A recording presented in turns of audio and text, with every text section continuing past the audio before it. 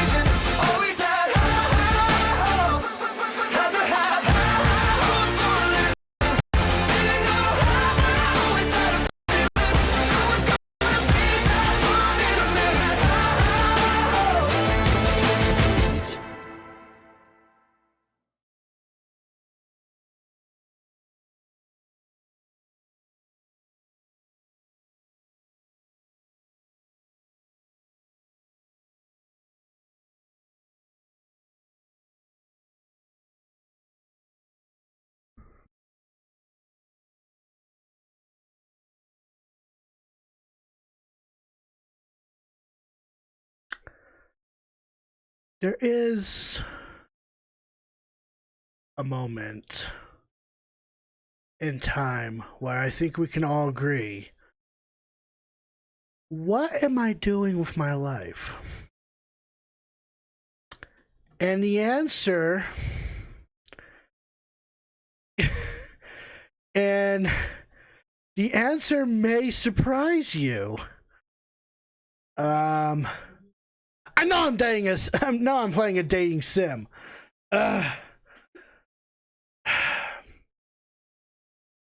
there are, I mean, technically I've already been through one, which was Doki Doki Literature Club.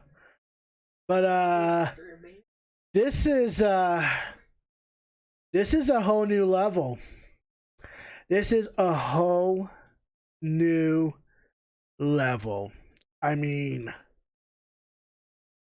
well, anyway, hi guys, I'm the Blue Hedgehog 2010.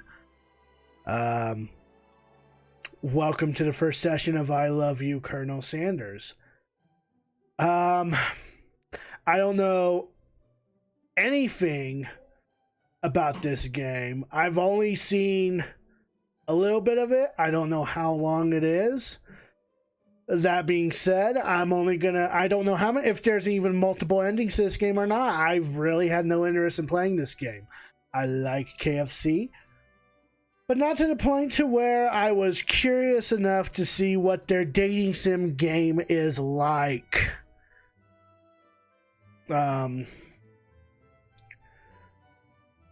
Yes, I know Food Wars.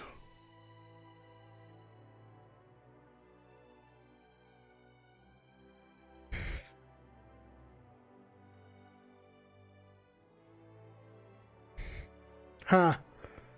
So, I'm gonna have to use my seductive voice while, reading that. But anyway, I got nothing more to say. So, I mean, let's get to it. This has got to be interesting. Yeah. All right. Well, if you know the drill, if I have to adjust some sound volumes, let me know. Otherwise, I'm going to assume that sounds fine. Start off right. Fuck you.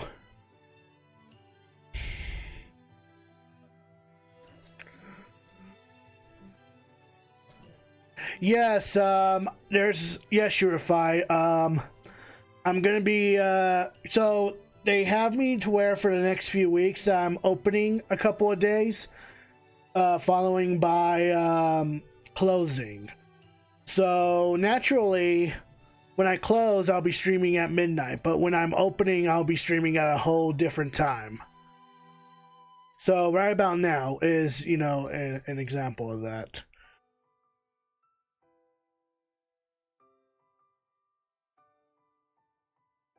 Yep, that's sausage.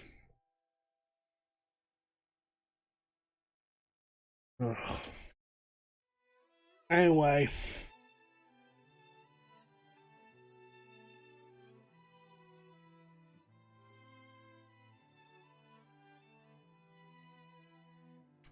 You can hear me. Can you hear the game all right?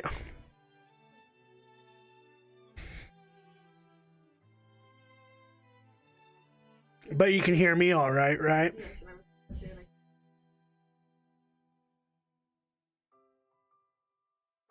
All right, let's get to it. Before we get started, tell us your name.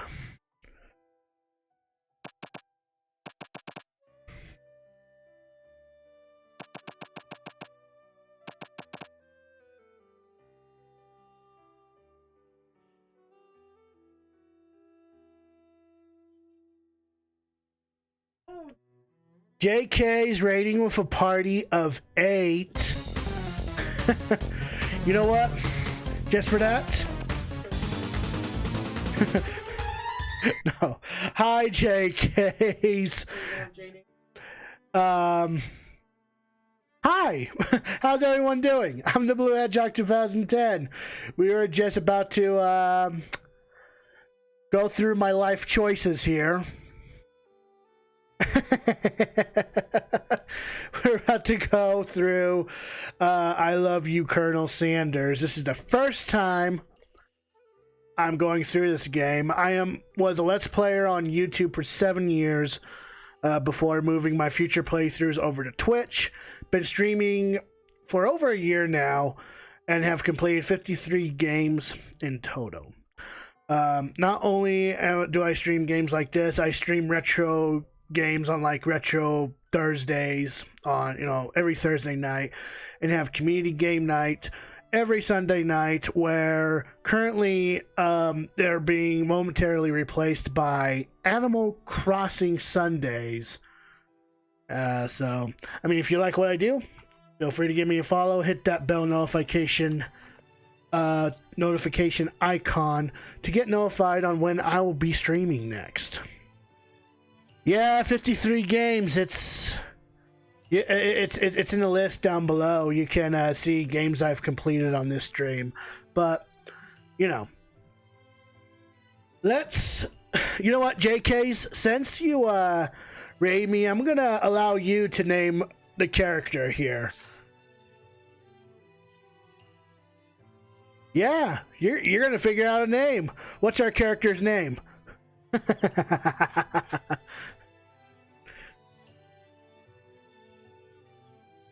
Peach Fuzz. All right, let's do it.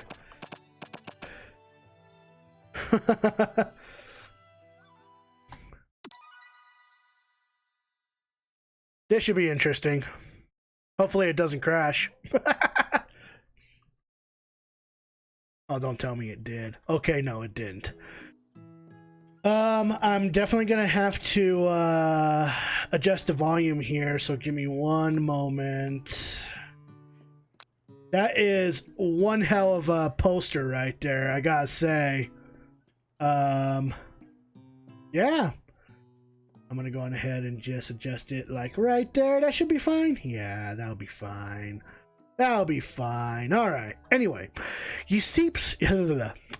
Already had a bad start. You sleep softly as the morning sun casts a warm glow through the window of your modest student apartment. The world is peaceful and serene. You could stay in the moment forever. Or you could wake up. Now. Your first day of culinary school is no time to sleep in. Throw the clock out the window and stay in bed forever. You slept through the school year and gave up on a once-in-a-lifetime opportunity to meet Colonel Sanders.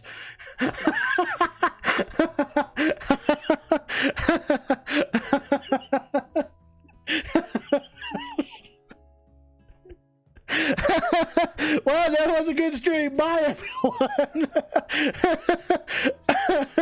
Let's try that again.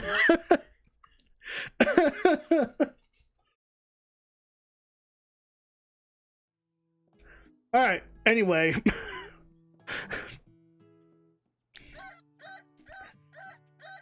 Smack that clock. Up and at him. Lying in bed, you stare at the ceiling, thinking about everything that awaits you at the prestigious University of Cooking School, Academy for Learning.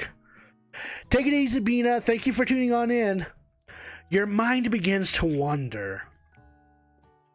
Who will be there? What will you cook? What should you wear? Time begins to fly by and you find your imagination getting away from you. Oh, I guess this game automatically saves. You'll need to take this seriously or you allow yourself to daydream a bit, thinking about the future. I'd better make sure to arrive prepared for the first day. You bust through your morning checklist, teeth brushed, hair combed, pits deodorized. Nothing can stop you now. You confidently grab a biscuit, strut out the door, and head off to class. Nom, nom, nom. Just what you need to get your blood flowing. Standing in the quad, you gaze upon the magnificent University of Cooking School, Academy for Learning. Here comes your lifelong best friend forever, Miriam. She's the most adorably awkward person you've ever met, and you absolutely love her for it. Good morning, Peach Fuzz. Are you excited for the first day of the rest of our lives? First off, Miriam, you sound like a guy, so what the fuck, girl? Actually, because I sure am excited, a little nervous. Okay, a lot nervous. It's just that this morning, I don't think so. It froze for you? Okay, well. Anyway, it's just that this morning I made breakfast for myself, but, well, when I ate it, I couldn't taste any love in the food. What if I'm no good? What if I fail? Classic Miriam, raised by Master Chef parents. She's always held herself to a very high standard. Ever since we were little babies playing together and you rescued me from that quicksand box, it's been clear to me that you're the most loving, caring person I know. You're going to do great. Plus, how the hell are you standing in that pose and blinking? but with University of Cooking School, Academy for Learning's famous 3-day only semesters, I'm afraid of being left behind and never catching up. A sweet girl, Miriam has always had a flair for the dramatic. This summer she got so nervous about her first kiss that she chipped a tooth practicing on a mannequin. Wow. I don't even know what to say to that. Should you pep talk her or change subject to give her some relief? Remember last month when we saw that fortune teller and had our tarot cards read? The lady with the mask who gave me nightmares? I've been trying to forget. I know she looked spooky, but she was so sweet. She told you that you were destined for great things. Remember that card with the fancy-looking tower and that other card featuring the handsome fellow in the red suit? I've been waiting for so long to meet a handsome fellow I could call my own. And I'm sure you will soon. In no time, we'll be graduating, and you'll be delighting the world with your heartfelt cooking in no time at all.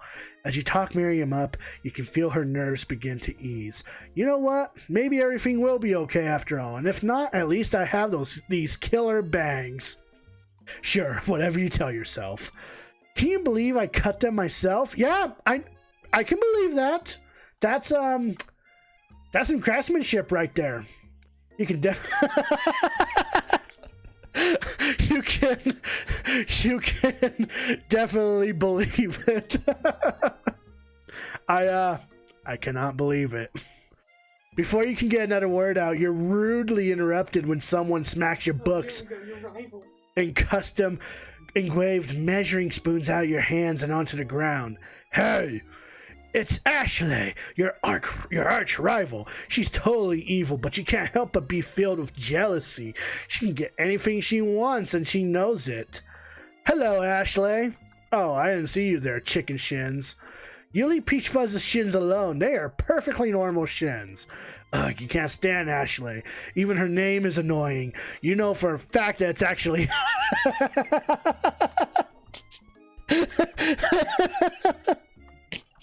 You know for a fact that it's actually Ashley, but she had to add extra letters to make herself feel better than everyone. If anyone here knows what perfect shins looks like, it's us. We're not going to let you or your really weird insults get to us. Across the quad, you see Ashley's best friend, Van the Man. What the fuck? Van the Man has stopped to look at his own reflection in the mirror. His pants are so tight you can see him casually working out his glutes while he styles his hair. No lie, they're rocking glutes. Van? You rang? Oh my god.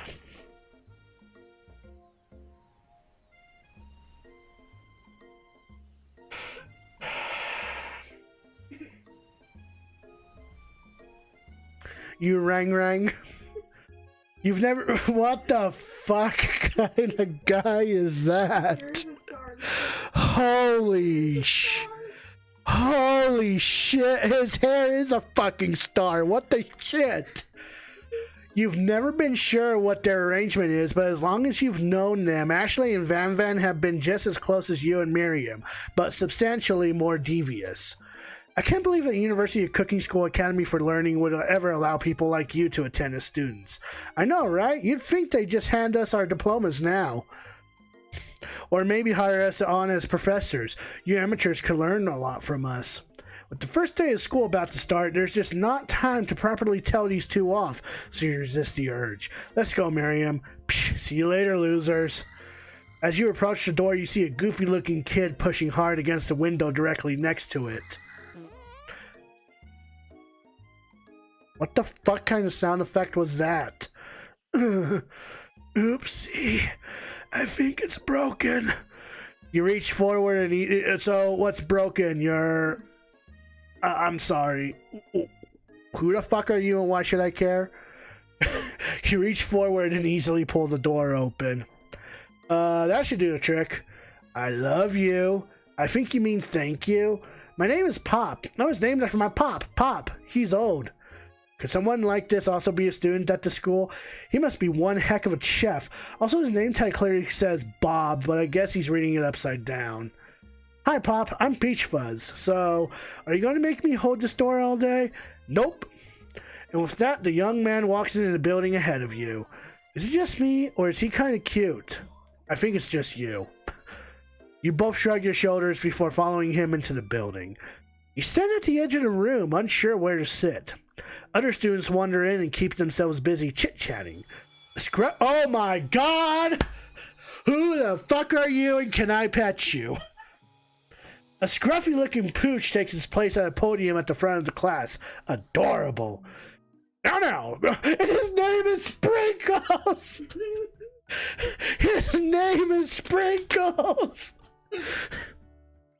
Now, quiet down, everyone. Who is this unreasonably cute pup, and why is he in our culinary class? You must be Sprinkles.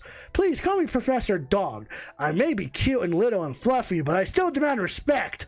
What, a cute dog is our professor? This is the best school ever. I guess only a dog's nose is capable of picking up all the nuances of fine dining. Out of nowhere, wind begins to rush around you as a swirl of cherry blossom petals fill the air inside the classroom. I'm chilly. Someone close the window. And then he walks in. You're immediately swept up in the aura of this new student and his remarkable goatee. Who knew anyone could be so handsome? Time stands still. It's him. If it isn't my favorite student, Harlan. Colonel Sanders interrupts Sprinkles. Sorry, Professor Dog, before he can finish his sentence. Please call me Colonel. Colonel Sanders. I told you he dead. A hushed murmur rose through the classroom as Colonel Sanders walks down the aisle of desks. Suddenly, the room is sweltering. Sweat begins to bead across your brow. You feel like everyone is looking at you, and you're not entirely wrong. And this over here must be Sweaty Sweatsalot. Maybe we should open that window back up before Faucet Pits melts into a... Hey! It's perfectly normal for me to sweat a lot, okay? I'm just a hardworking man, just like you. So fuck off! Hold on just a minute. Nobody talks to my friend like that. You two both know my name. We were in the same kindergarten class. And what is with all your really weird insults? Besides, when Peach Fuzz sweats, it's not gross, it's beautiful. Look... I don't need you standing up for me. It's fine. Besides, oh my lord, you take a moment to clean yourself up. It's a good thing you didn't forget about that deodorant this morning. This classroom is hot, hot, hot. Professor Dog steps in to settle the class down and set some ground rules. Welcome to the University of Cooking School, Academy for Learning, the greatest culinary academy in the world. The birthplace of culinary legends past, present, and future. Many challenges await you. There will be tears. There will be blood. There might even be really adorable tiny food. And when all is said and done, there will be a battle. You will lift your... So this is literally fucking Food Wars. You will lift your sporks and compete in a broom cooking arena. And then another student enters the classroom and interrupts the professor's rousing speech. Hi guys, sorry I'm late. I hope everyone had a good summer. I really miss quiet. Late to class is bad enough, but interrupting my monologue, you're on the fast track out of here, young man. Are you sure you're even in the right place? Don't you recognize me? This is my 3rd year in this school with you as my teacher. Everyone stares at him blankly. Does no one remember me? You're expelled if you utter one more word before I finish. Let that be a lesson to you students that tardiness is unacceptable. Even Clank made it here on time, rolling halfway across town on his tiny wheels. You turn to see student Sprinkles is referring, who appears to be some sort of industrial kitchen appliance.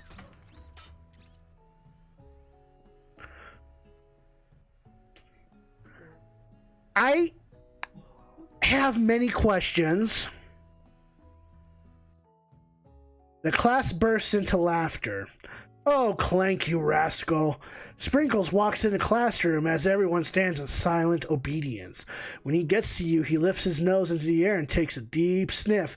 Your diet is lacking. Based on what I'm picking up here, you definitely need a multivitamin. You should be taking better care of yourself. Fuck you! I'll die on my own accord. You've never had a talking dog as a teacher before, but Sprinkles' reputation for being smart but tough is well known. You decide to try and butter him up by giving him a treat from your pocket. Hi, Gak. Welcome to I Love You, Colonel Sanders. I'm guessing this is where I might fail. Oh, yeah. So, it's either a beef treat, a rubber ball, or a chicken snack.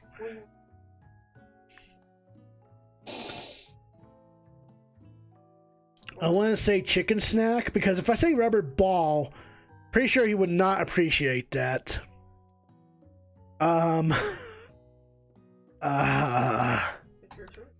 You reach beneath your apron and return with a chicken snack in your hand. Sprinkle's eyes go wide as he locks onto it. His favorite!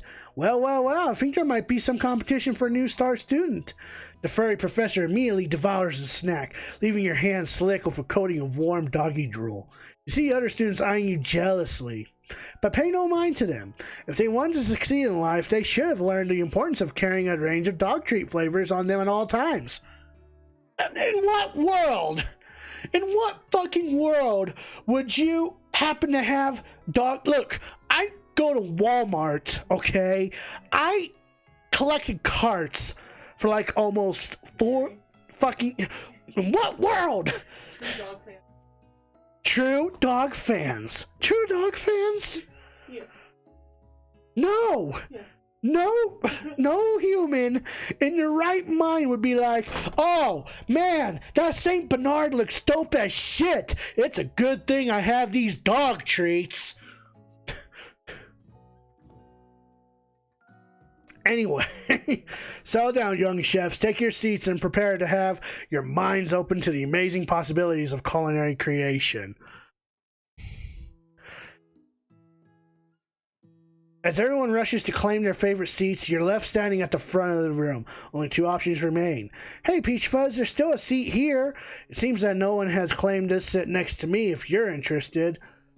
Oh, no. Oh, no.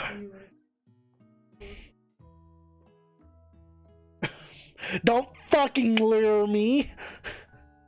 But it's a good thing I have this D20 die. Odds, it's Colonel Sanders. Evens, it's best friend. Alright, I guess we're sitting by Colonel Sanders. Move to take your seat by Colonel Sanders. It appears he brought no books, pens, or pencils. However, his perfect upright posture shows off a seriousness that makes you confident in his desire to learn. Thanks for offering me a seat. I've only had 2 rules. Do all you can and do it the best you can. It's the only way you ever get that feeling of accomplishing something. That's so inspiring. A little off topic if you ask me, but okay. As soon as you're settled into your seat, the professor makes an announcement. Think fast, it's time for a pop quiz. Yay, a quiz about me. Ha ha ha ha ha ha ha ha. This incredibly important and surprisingly short quiz will tell me if you're ready for life at culinary school. Keep your knife sharp and your focus sharper. Here comes question number 1. If train A is traveling to point B and train B is traveling to point A... Ooh, son of a bitch! A, how important is it to wash your hands before cooking? It depends extremely. Looking at you, Pop. That's right. Force is a tree as chicken is to... slam dunk. Feather. That's right. What is the most efficient eating utensil ever created? A comically oversized fork, a meat tender, a spork, obviously. That's right. What food is best for a broken heart? Anything as long as it's prepared with love and not too much salt. Camel meat. A pancake that looks like a silly face. All right, let me get this. Let me get this bean. Oh my goodness.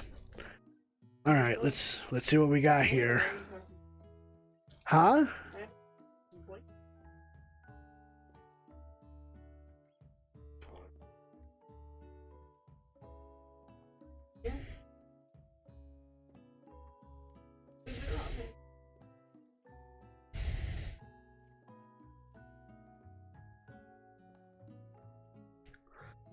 I think it's earwax.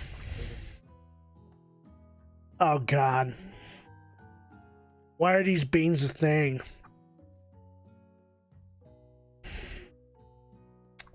Why are these beans a thing? I want to kill myself. Holy shit.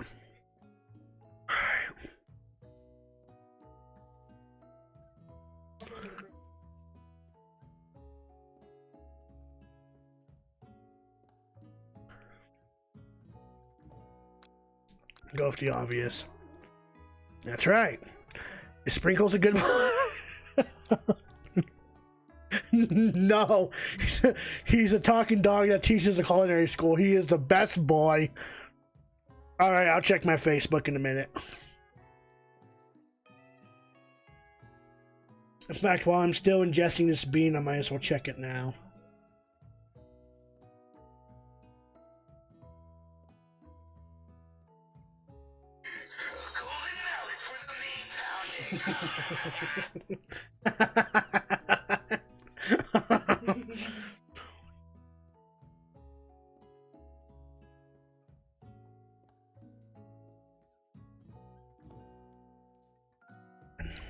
Okay. He's a talking dog that teaches at culinary school. He is the best boy. That's right. Your total score is perfect score, 5 out of 5. Wow, be honest, did you cheat? You look up to see that Colonel Sanders has been watching you tally your score. He's impressed. I know we just met, but I have to confess, I think you have a beautiful brain. Hot diggity peach fuzz, you just scored some major Colonel Sanders points with that performance. May I have your attention, students? I have an important announcement to make. Time for lunch! Wow, the cafeteria is as nice as any restaurant you've ever eaten at. It makes sense that a school dedicated to cooking would also be serious about eating. I'm not so sure about that. A delicious fragrance waves through the room and tickles the end of your nose. Your mouth waters. Do you smell that? That must be our lunch. It smells crazy good. Everyone, can I have your attention? Is it about lunch? No, I just wanted to apologize for my tardiness. You see, Howdy, folks. I'd like to make an announcement. Hey, it's about lunch. Everyone cheers. But shh. Lunch, lunch, lunch, lunch, lunch. She said shh. In honor of the new semester, I prepared something special to share with everyone for lunch. That must be the smell I smelled. Indeed, that smell. You hold your breath, waiting to see what food this mysterious student has created. You've heard that he's very talented, but were the rumors true? Is this? Colonel Sanders lifts a large bucket above his head. Its contents glimmer in the light. I know who that is. Hi, how you doing, buddy? Gary, I think you're hot. Do you think I'm hot? Circle yes if yes. Circle no if no. Do you think I'm hot? I think beauty is hotter. How's it going? Oh, not bad. Not bad at all. Colonel Sanders lifts a large bucket above his head. Its contents glimmer in the light. Piled high are huge pieces of chicken, breaded and fried to a crispy golden finish. The aroma envelops you. You're welcome. Mosey Toe Beans. Who are you? You know my nickname and you know my name. Who the hell are you? I'm so confused. The aroma envelops you and you begin to feel warm and safe. Colonel Sanders has filled a bucket with chicken. What a novel concept. Your stomach begins to grumble as if to say, stop thinking and start eating. For years, I've been developing a secret recipe for the perfect fried chicken. And I'm doing good, Draw Studio. I'm just,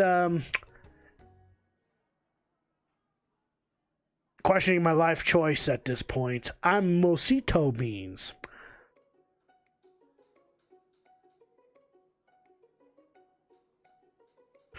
You don't fucking say.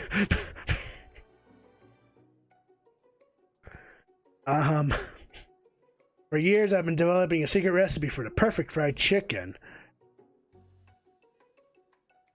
My calculation, nothing less than 11 herbs and spices are required to achieve the perfect balance of flavors. You look around and notice that every other student has a pen and paper and is scribbling notes as fast as they can. But that's all I'll say about that. Wait, what? You think we want your stupid secret recipe, dude? Psh, nah, my dude, nah. I'm just drafting a last will and testament in case one of those ingredients is poison. Got him. He looks around nervously to see if anyone else is laughing at his sick burn. You wait to see what Zinger Ashley has prepared to follow up. Yeah, and I was just like writing in my diary. Dear diary, today I smelled something beautiful. I knew at that moment that only the hands of a true gentleman could fry chicken so tender. You see her body language change from bitter and evil to sweet and innocent as she slides closer to Colonel Sanders. She realizes that he is destined for greatness. And famed with cooking skills like this, she wants him all to herself. Oh, please. Well, Von the Mon, if you don't want any, I'll take his. Whoa, hold on. I guess I'll try it. He takes one bite and his eyes grow wide. He starts contorting his face as he tries to hold in his pure exhilaration and act unimpressed. Easy now. There's enough for everyone. Please, my fellow classmates, dig in. You take one of the pieces of fried chicken out of this bucket and sink your teeth into it. It's amazing. Tasting Colonel Sanders' food transports you to another dimension. Alone with your taste buds gripping a drumstick in your hands, you float weightlessly. Savor the moment and everything that it tells you about Colonel Sanders' culinary heart. Swim towards the light. I'm pretty sure this is a game over if I choose this one.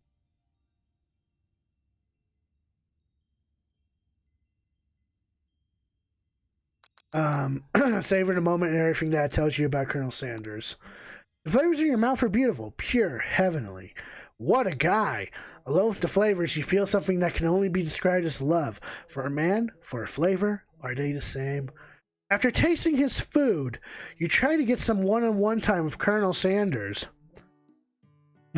I hear the Star Fox 64 menu theme. After tasting his food, you try to get some one-on-one time with Colonel Sanders. You approach Colonel Sanders. Colonel Sanders smiles ever so softly as you approach. He stops what he's doing and allows you to break the silence. Colonel, I wondered if I could talk to you for a second.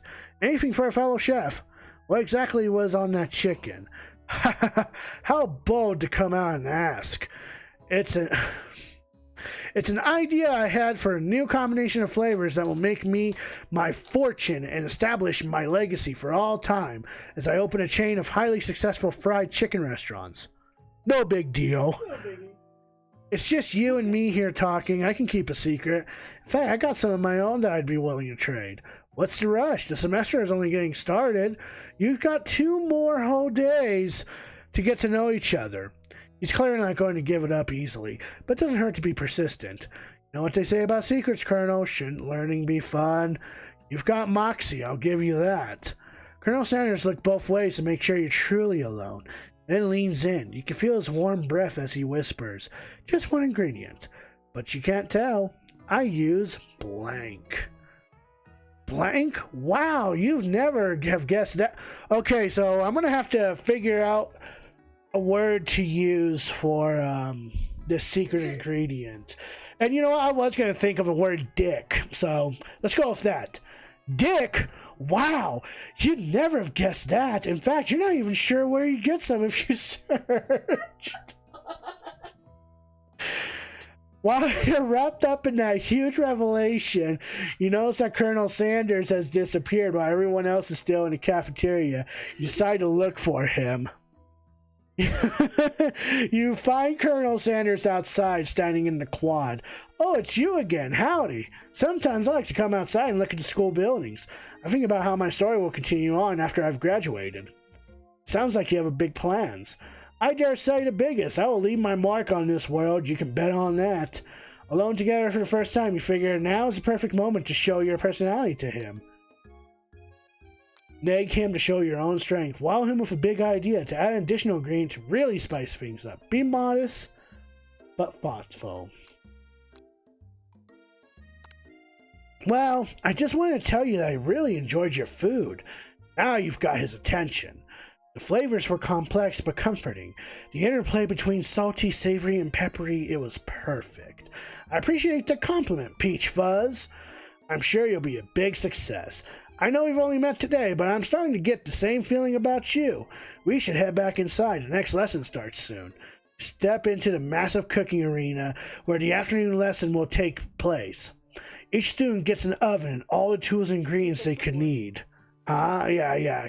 So, like Food Wars. Look at this place. It's magnificent. Finally, we get to show our stuff. Wait a second. Oh, no, we have to show our stuff. What if I totally blow it? You're not going to blow anything. Except for the secret ingredient. Maybe kisses to the crowd of fans you're going to earn with your signature adorable tiny food creations. Welcome, students, to the cooking arena. For today's lesson, we'll be cooking with partners. Hurry up and pair off. Naturally, Miriam looks over at you, but unable to control yourself, you pounce on Colonel Sanders. Hey, Colonel, would you like to tackle this lesson as a team? Team of two. That is me and you, if that wasn't clear. Want to be my partner? Sure, Peach Fuzz. I'll prepare our station. Without you as a partner, Miriam is left standing all alone. Two different students quickly take notice. Hello, new partner. Beep boop bzz. Oh my, two potential partners. I'm so sorry, gentlemen, but I don't know who to choose. It looks like you'll have to pick for her. Friend duties can be a little awkward, but that's the price you pay for not being alone forever. Why does this game hit home? Who do you want to ask to be Miriam's partner?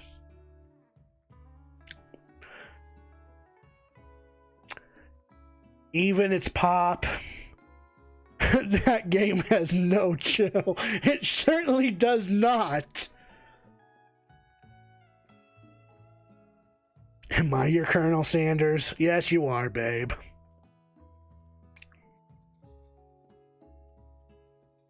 Who do you want to ask to be? Okay, so odds it's Pop, even it's Clank.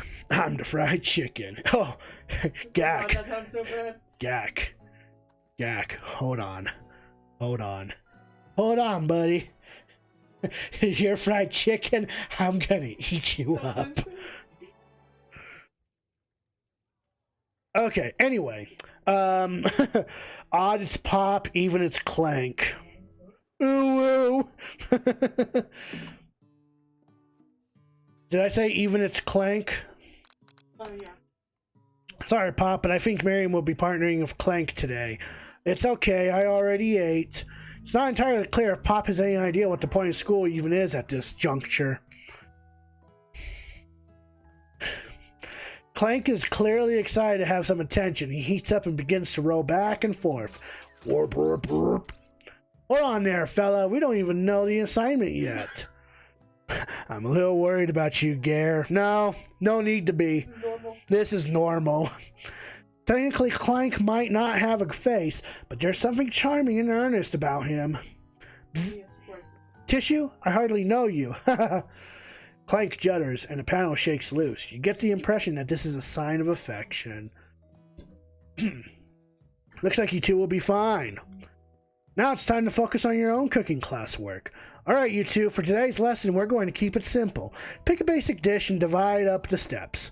No chef is an island. It takes 2 flints to make a fire. You get the idea. Which dish do you suggest to your partner, Colonel Sanders? Steak tartare seems easy enough. It's fancy, and you don't even need to cook it. Using octopus would blow Colonel Sanders' mind. Your grandmother's mashed potatoes and gravy. Oh, come on, it's gotta be obvious, right? It's gotta be obvious. Mashed potatoes and gravy.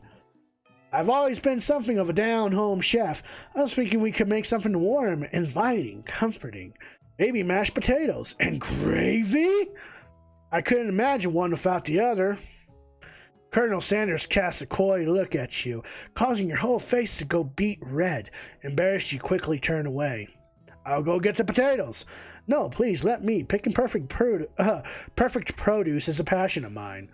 Looks like things are getting pretty fresh around here. Does someone have a crush on Colonel Sanders? We're just cooking partners. Mind your own business. Sanders' heart is my business. You better keep your fingers off my man. Oh, I'll finger the Colonel anytime I want, buddy. Did someone call for me? Ugh, no. Jeez, Von. While I'm over here crushing Peach Fuzz's dreams, you're supposed to be taking care of our classwork. That was the deal, remember? Colonel Sanders returns, arms full of peeled potatoes. He tosses them into boiling water and turns his attention to you and your old friends. Oh, howdy there, Ashley. Von. Are we working in a quartet instead of a duet now? Actually, no. It looked like Peach Fuzz was struggling, so we offered to give them a hand. You know how it is. These young amateur chefs need a lot of mentoring. I was going to say, Colonel Sanders, maybe I could also teach you a thing or two about fancy food. Maybe one day you might be able to get up to my level. Ha! Doubt it. Don't be rude, Von. Personally, I have no doubts whatsoever about Colonel Sanders' ability to concoct creations worthy of admiration. After all, your fried chicken was quite spectacular. But Colonel, if you ask me, I might make a better partner for you than this thing that has positioned itself at your station. Don't you feel deep down that we cast complementary shadows? We fit together like a thigh and a drumstick. It just makes sense. Nothing about this makes any sense, but one thing is clear. She's coming for Colonel if you don't watch out. Ashley is really going at you hard. You need to ask for some backup here before things get ugly.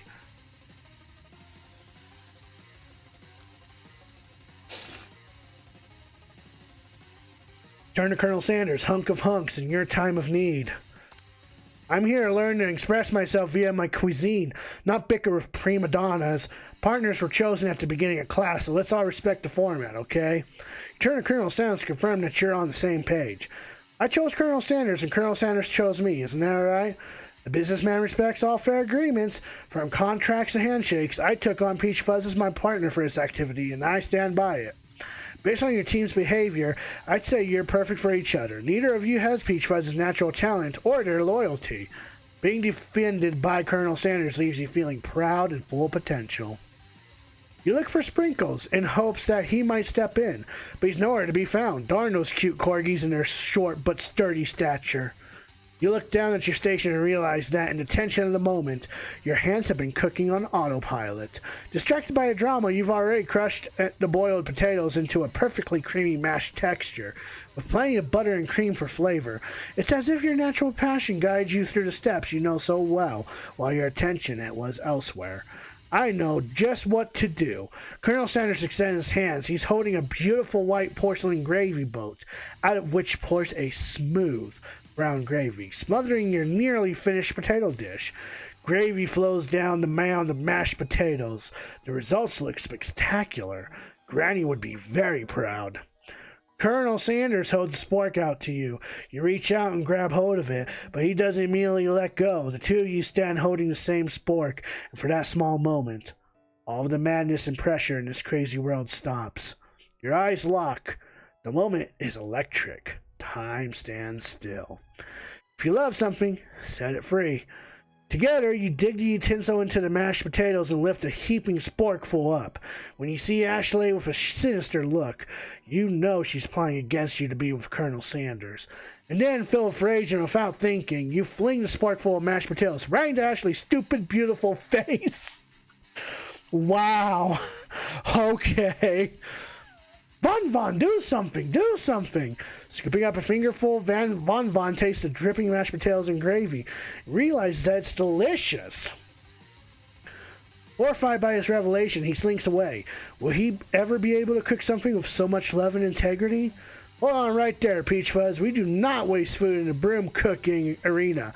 Colonel Sanders, I expect better from you. If you throw one more spoonful, you both better be prepared to eat it from wherever it lands. Can I have Potato's face? Von Von rushes back over, a covered dish in his hand. Mashed potatoes with gravy? Pathetic. In just a few minutes, I prepared a full meal.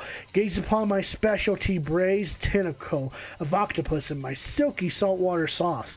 Play on battle axe blade forged by my supreme chef ancestors. Oh, it's literally on the fucking axe blade. Okay. You've ignored me for too long. That ends now. It is I who will have first bite, and you will all look on with envy. The interrupting student rushes at Von Von and swipes a bite of his signature dish right off the plate. I just realized you beat potatoes to a cream. They flew to the face of a girl, and a guy licked some of it off his finger. The innuendos here would make Moxie blush. No, don't! Something about this dish doesn't strike my nose quite right. I think the octopus was rushed and may have turned in the process. The results could be toxic. Too late, it has been eaten. I think I left something in the oven. I don't feel so good. I killed him! Everyone step back, don't take another bite. When you look back at the plate, the rest of it is gone. You notice the tip of the tentacle being slurped up in Pop's mouth. Pop winces in pain for just a moment, then it's almost immediately back to his oblivious self. Oopsie. Tastes like poison.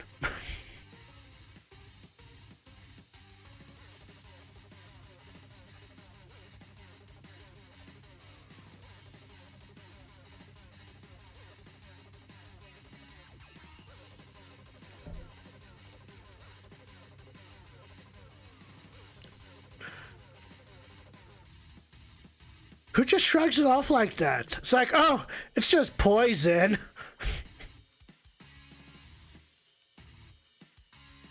The entire class is gathered to watch Pop's final moments. Shock has frozen the whole crowd. They're as motionless as statues. The class bell rings, disrupting the moment. And snapping everyone back to reality, it would appear that Pop's enthusiasm for trying new things, despite obvious danger, has how the fuck do you pronounce this word? Inoculated him against poisons of all kinds. I'm not sure the professors here make enough money. Hello? I just turned into a ghost over here. Seeing that you're shaken up by that by that really annoying student and all his nonsense, Colonel Sanders approaches you. I'm sorry you had to go through that. Please, let me walk you home. What? Like for real? Oh, come on. Inoculate. Okay, thank you. You follow Colonel Sanders out of the room. At night, the school building has taken on another vibe entirely. It's dark and more than a little spooky. Colonel Sanders stands in the quad's neon glow and speaks softly. Those mashed potatoes you made in class today. Before you go on, I want you to know they're not a great representation of my skills. I didn't even realize I was making them. They were amazing. Tasting them and reminding me why I became so passionate about food to begin with. Colonel Sanders is getting choked up. Cooking is obviously important to him in a way that you find inspiring. That might be the perfect time to tell him you're developing feelings for him. Colonel Sanders? Yes, Peach Fuzz? There's something I need to tell you. Hold it right there. There's something I need to tell you first. Oh, jeez. You see, when I was just a boy, I had a dream that one day I would be the greatest chef the world has ever seen. Every day since, I have been working toward that dream, day and night. Never stopping, never resting. Also lifting a lot of weights, like so many weights. We should follow our dreams and follow our hearts, that our souls may grant them like wishes floating on a shooting star. Hey, no, you... Shut up. I'm the one here to say inspirational stuff and be a star of the story. Are you forgetting that your cooking literally killed a guy? You can't prove that. I also saw you kill that guy. What was his name? Somewhere in the distance you hear a long, sad sigh. Forget him. We're talking about me. Me. I'm the hero. The Spork monster is here to fight a hero.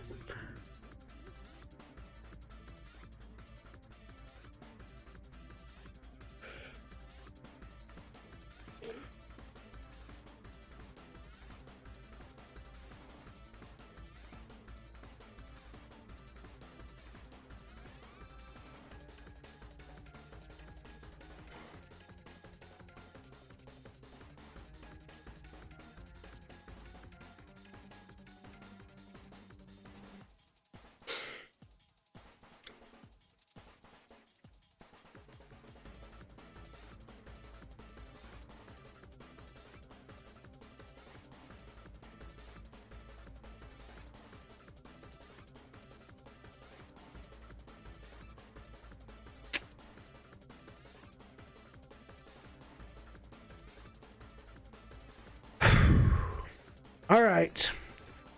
Get your shit together, Gary. You got a game to beat. You got a game to win it? I think I left the fridge door open. Later, nerds. How dare you stare at me just as I was laying down my guard and connecting with another chef on an emotional level. Be afraid, be very afraid of me because I'm a monster. Ooh! Is he rhyming on purpose, or is that just a coincidence? But before you can discuss syntax any further, it's a turn-based fight sequence. What will you do?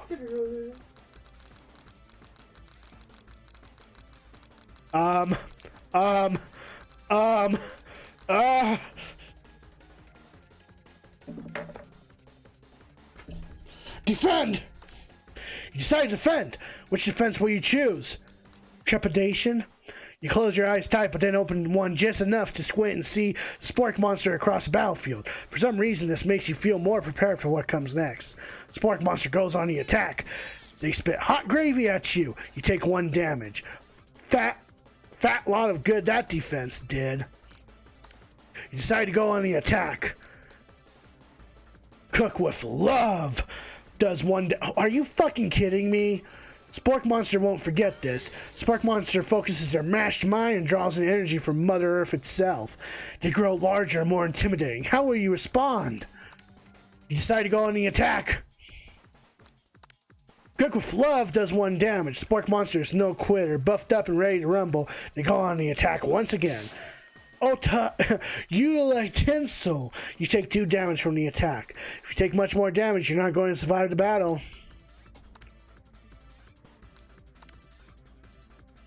The Spork Monster is oozing cheese sauce into the lawn of the quad. I wonder who is going to have to clean that up. Feeling vulnerable, Spork Monster prepares for its ultimate attack. Rounded Edge. Vile villain, your reign of terror stops here. Colonel Sanders summons the energy of 1,000 chickens. Pot pie power pinch. Does 10 damage. Spork Monster is defeated. You saved me. An injured Spork Monster spews steam into the night.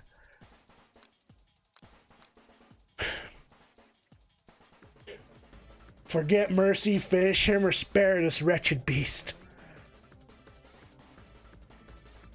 Well, odds it's mercy, evens it's spare.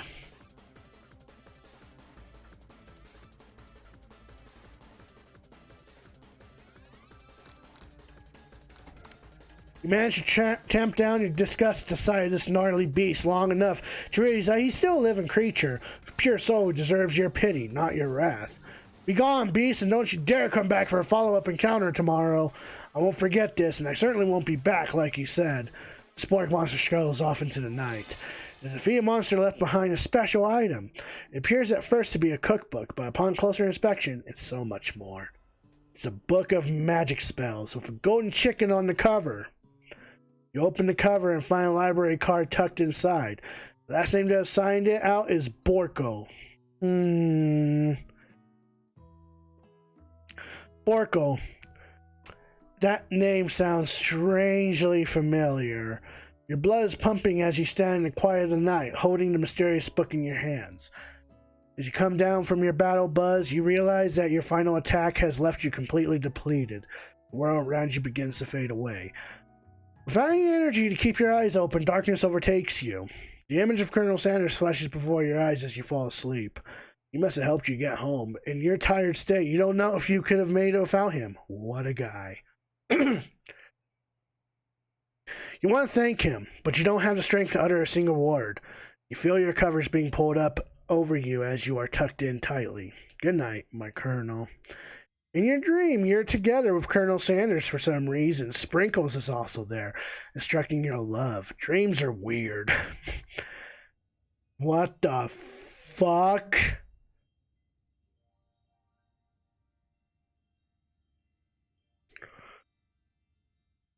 You wake on day 2 and attempt to process the wild visions you had. Were they memories or premonitions? And then there was that secret ingredient that Colonel Sanders went ahead and told you outright. Not much of a secret. It's probably just because he already trusts you so much. Sure, that makes sense. We'll go with that. You meet up with your bestie in front of the school. Before you can tell her about the encounter with the Spork monster, she launches into a story of her own. Okay, I know this might sound a little strange, but I think I might be, I think I might like Clank. Like him? Like. No, it sounds like it's moving too fast, but there's something about him. I like him. Like him. We got... Alright. We got a Futurama moment over here. We got a woman that wants to fuck a machine. Okay? This is, she's robosexual.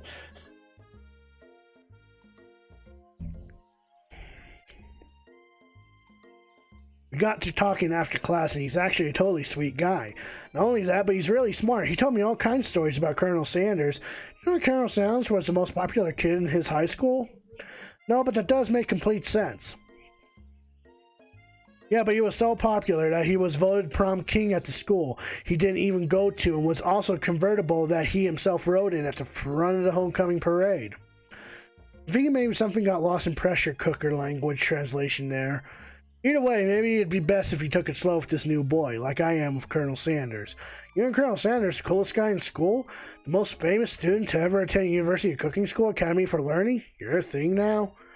We definitely connected yesterday. Sure you did. You're great. Why wouldn't he be into you? I guess? Laughing at the implication that you and Colonel Sanders might be a thing is definitely not cool. You are great. You have an idea about how to prove that your love is real. Well, if he's not into me, why did he tell me one of his secret ingredients? Your bestie's eyes light up. A secret ingredient? Yeah, I just said that. A secret ingredient. Is there a dramatic echo in there? Miriam checks to make sure you're alone before continuing.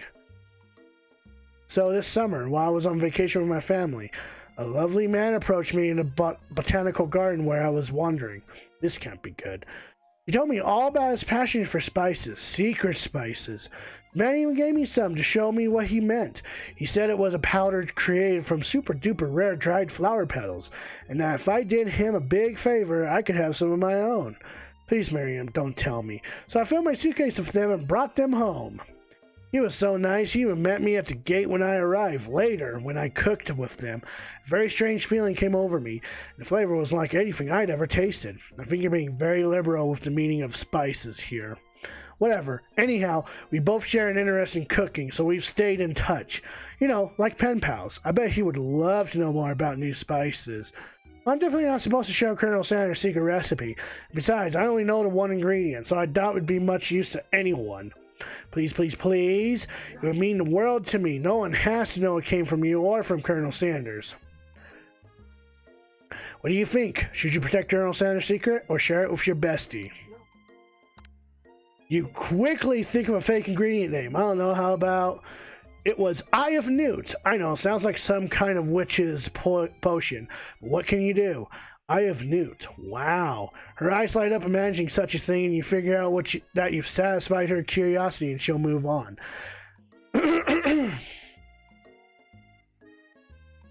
However, she immediately turns around and does some fun typing on her phone that you can't quite see. That's probably not good. Before you can ask her to confirm that she was definitely not texting secrets to other people, you're interrupted. A wind rushes in. Cherry blossom petals fill the air.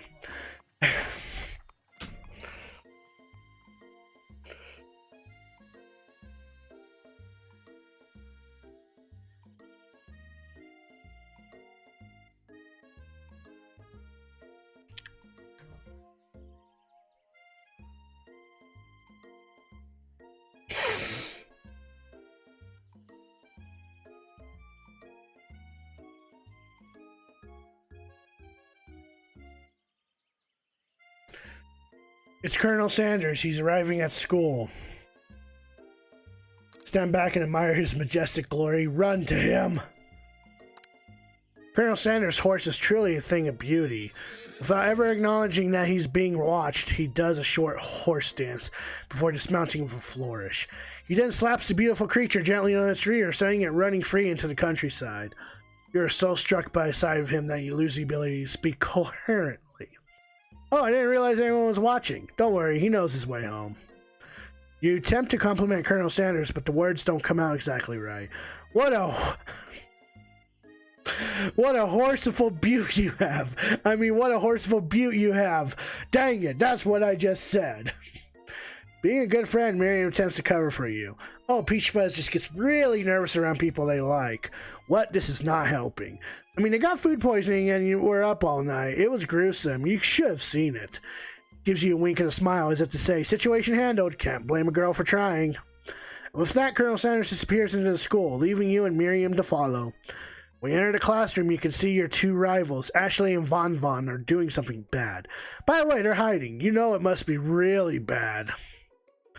Like counterfeiting recipes bad, experimenting with restricted ingredients bad, summoning a demon bad. You try to get a peek over Von Von's hulking shoulder, but he sees you coming. Whoa there, little one, I'm not sure you're ready to handle this. Why don't you make like a bee and mind your own wax, honey?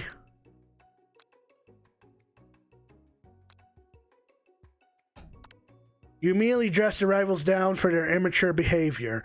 Culinary school is to be respected. This kind of nonsense is a waste of everyone's time. Now you've upsetted them.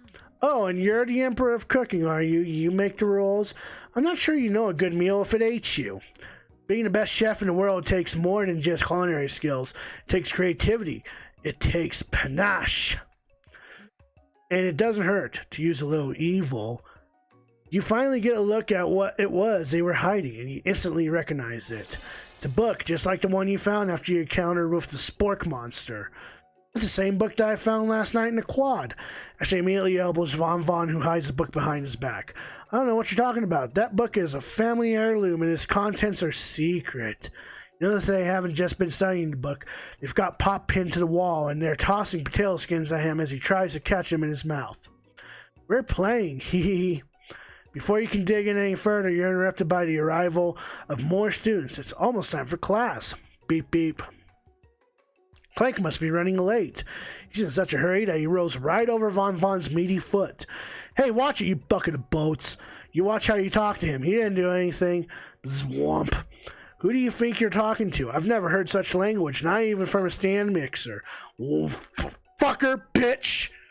No, your mother was a stand mix. Verz, bitch. Von Von jumps to attack Clank, but Clank shocks Von Von, sending him flying across the room. Protect me, Colonel Sanders. These crazed men are about to come to blows. I think it must be over me, but I'm not interested in either of them. Ashley's tone was completely changed in an instant. She bats her eyelashes at Colonel Sanders. Surely you must know that this is a ruse, right? Gentlemen, get a hold of yourself. Save it for the arena at least. Or don't, honestly, what do I care? I've got lofty career aspirations to focus on. Maybe I can help you with your business plan. Just then, Sprinkles arrives to signal the true start of the class day. He's panting, which doesn't seem that abnormal. He's a professor, but he's also a dog. Students, please take your seats. I apologize for my late arrival. I spent the morning chasing a car all around town, and my tiny legs are very, very tired. Okay. Okay. But I'm here now, and I hope you're ready to learn. Rub his furry dog belly. He loves it. After he catches his breath, Sprinkles regains control of the classroom. Without further ado, we'll reveal the global history of my favorite fowl, the chicken. You want to pay attention to the lesson, truly, you do. Which is why in 1776, at the signing of a Declaration of Independence, it was a chicken who first signed their name. Really. Really. Really. Makes sense. John Hancock. Cock equals chicken. Who knew? But you can't help but daydream about Colonel Sanders, and you miss most of the important parts. When you come to, Sprinkles is holding a tray of food in front of you. Well, Peach Fuzz, naturally this appears to you to be a sample platter. Which item do you want to sample?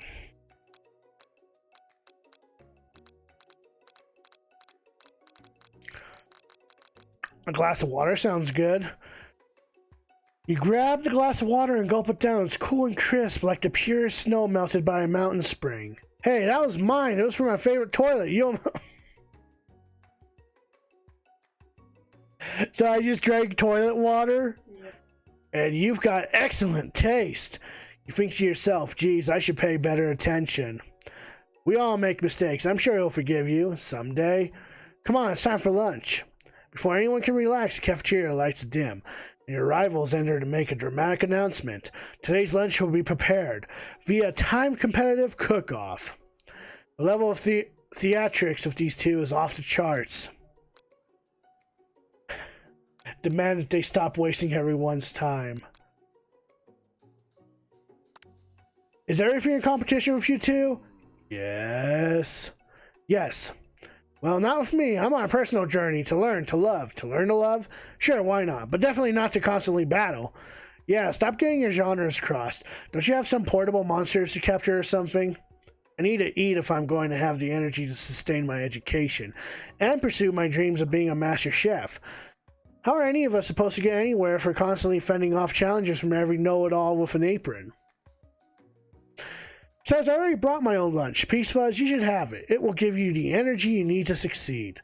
Miriam reaches out and presents a gift to you.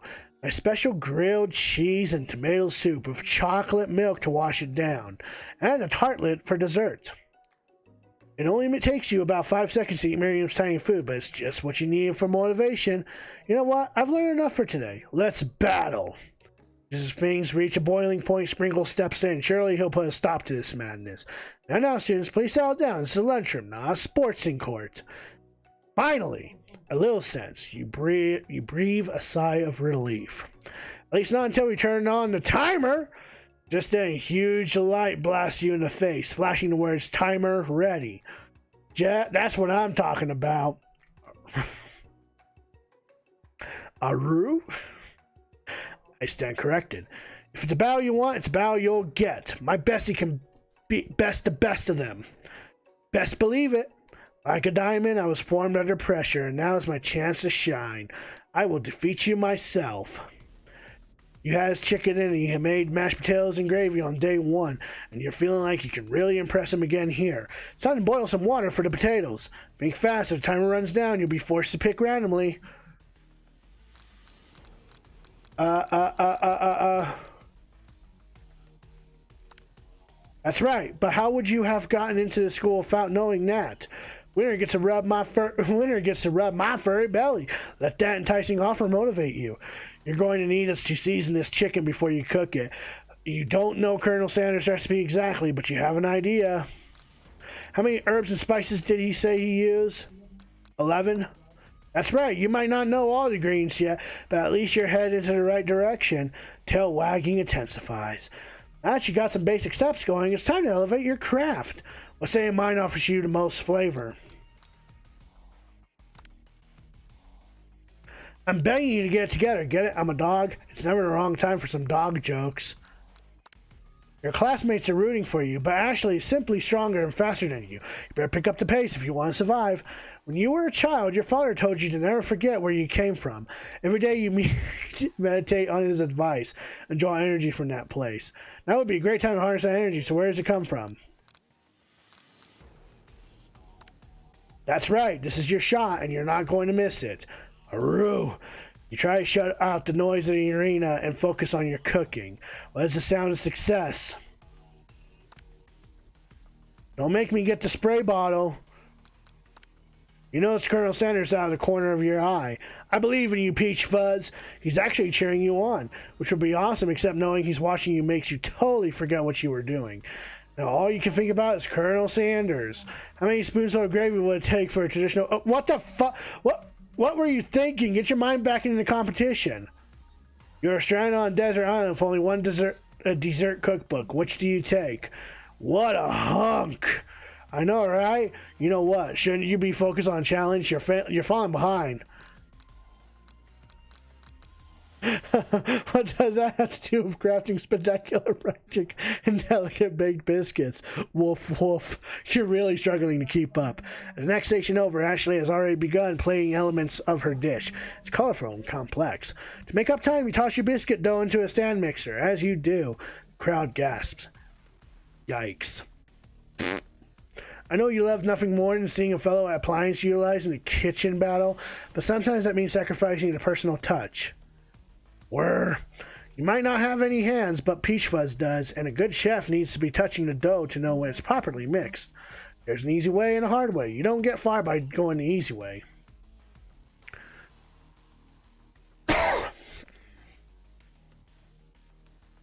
When you hear everyone talking, you realize how serious your error was. You immediately shove your hand into the mixer to rescue your dough before it's overmixed. Peach Fuzz, no! But you're not fast enough and your hand gets stuck. It's immediately crushed by the quickly spinning beaters. There's no way you'll be able to use that hand for the rest of the match. Colonel Sanders shakes his head in shame. What you often find is that the easy way can turn out much, much more difficult. I'm going to stop what you're doing right now. This battle is over. It can't be. I was so close to finishing my dish. Sweetheart, look at your hand. You simply can't go on. Aw, that's too bad. And here I am with a completed dish, ready to serve. Surely that makes me the winner by default. No, wouldn't be fair to compare the two on account of Peach Fuzz's injury. You see Sprinkles begin to lick his doggy chops as he looks onto the dish. But I suppose you should at least tell us what you prepared. Well, because I am the sweetest, I skip straight to dessert. Under this white chocolate dome, you'll find a wide array of delights, taking you on a journey of flavor that tastes good and tells a story of excellence.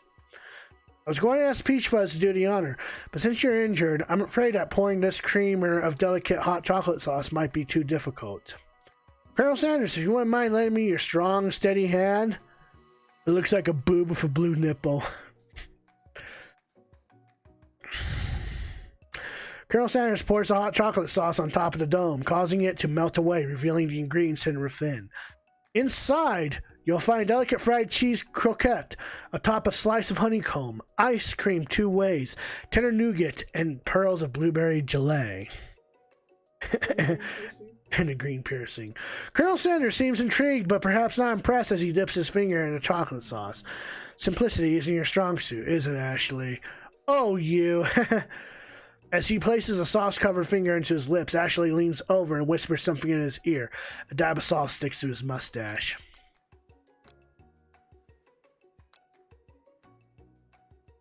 Oh my goodness, what the fuck am I doing here?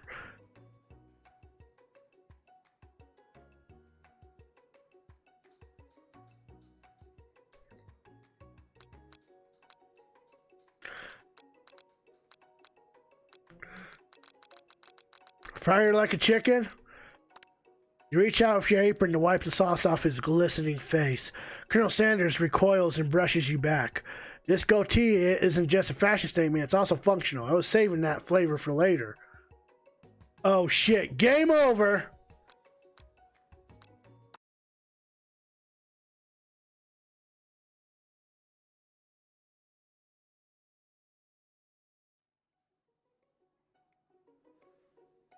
Oh no, I have to play through this bullshit again?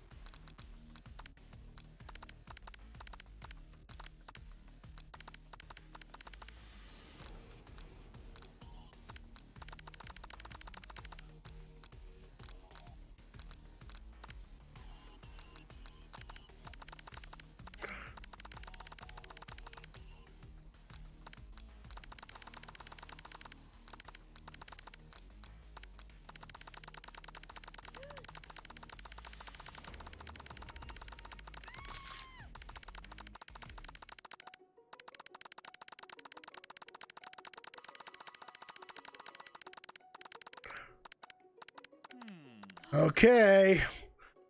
Eternalize the rage you feel. Your rage burns so intensely within your eyes that they burst into flames.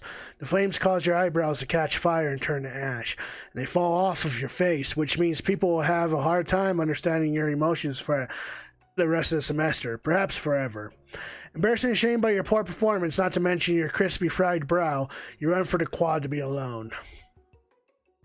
The beautiful weather feels like an insult. Inside of you, a storm rages. It's Colonel Sanders. He's probably here to tell you that he and Ashley are in love and have decided to get married. He won't even ask you to cater his wedding because you're a terrible chef and an awful person.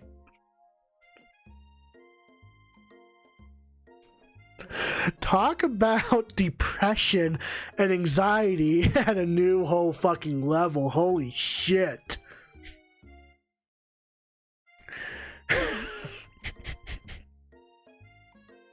You try to hide from him, but he approaches you directly. I know you're hurting right now. Not just from the devastating loss, but from that run-in with the mixer and that small fire. We should get that checked out. I'm fine, because you just leave me alone. I'm a loser. I'm not fit to fill your fryer. I'll never be a master chef. Failure is a part of life, not just for you, but for all of us. Do you think I've never failed at anything before? Exactly what I think. Well, then think again. I wasn't always the man you see before you. Enrolled in culinary school, incredibly handsome, successful, motivated. Well, handsome, sure. I was born that way. But I've walked... But I walked other paths and arrived at dead ends. I was passionate about life, but I failed as an obstetrician. Okay. I was passionate about justice, but I failed as a lawyer. I was passionate about livestock, but I even failed as a mule handler. That one was especially humiliating. Mules can be so cruel. I didn't know. People see my delicate ribbon tie and my well-kept beard and assume that I've got it all together, which is true now, but it hasn't always been. Sounds like this guy could really use a hug. I resolved then that I was going to amount to something. No amount of hours, labor, or money could deter me from giving the best I had to give. As Colonel Sanders changes focus, you can see something ignite inside of him, a burning passion. One has to remember that every failure can be a stepping stone to something better. My new dream is pure, it's honest, it's something that a humble man in a crisp white suit can be proud of. I will create a new chain of chicken restaurants that will bring joy to the entire world and make up for my past misdeeds. And hopefully I can fucking go against bigger chains like McDonald's, Burger King, Wendy's. Popeyes? Definitely Popeyes. Yay. Just as your moment grows... Where the fuck did he come from? Just as your moment grows intimate, you're interrupted by a threatening, shadowy presence. Battle scar from the night before, you prepare for the worst. It's the Spork monster. Borko? It is I. I know I said I wouldn't be back after the whole fight to the death thing. Maybe you don't really want to see me anymore, but I just want to say that I was wrong to attack you, and I apologize. I know what it's like having to always look over your shoulder. Monster problems, am I right? No, I can't relate. Aw, thanks, Borko. I'm glad there are no hard feelings. Getting jumped by a giant creature in the dark of night can really rile a person up. I also want to apologize for the way I switched right into attack mode. I know that you're strong, and cooking school can put a person under a lot of stress. I actually used to go to the school. I wasn't always a spork monster, you see. I don't believe it. You were human once? Well, no, I was a golden retriever.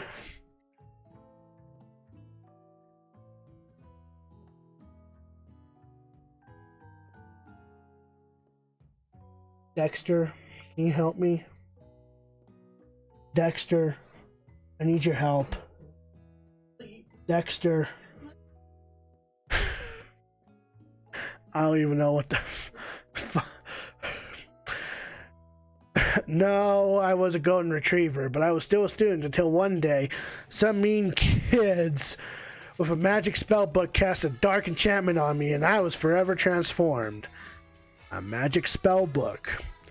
Precisely. I was procured a copy for myself, but somewhere along the way, I've lost it. If you find such a book, I beg you, respect it. You're a powerful chef, and I shouldn't rely on such dark and evil magic. No, you should be protecting the innocent from those who would cheat them through sorcery and guile. If you need me, don't fear. I will be there. Sounds like there are some bad cooks in the kitchen of life. Peach Fuzz. Together, I am sure we can defeat them. Come back to my hideaway and we can discuss. A personal invite. Ooh, this is for trying to disturb Dex, son of a bitch. Oh yeah, I know, Gak. I appreciate it, bud.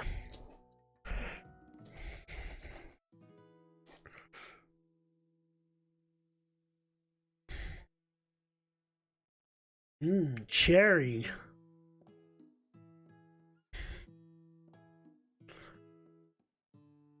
A personal invite. You can't imagine what Colonel Sanders' home must be like, but it sounds like you're about to find out.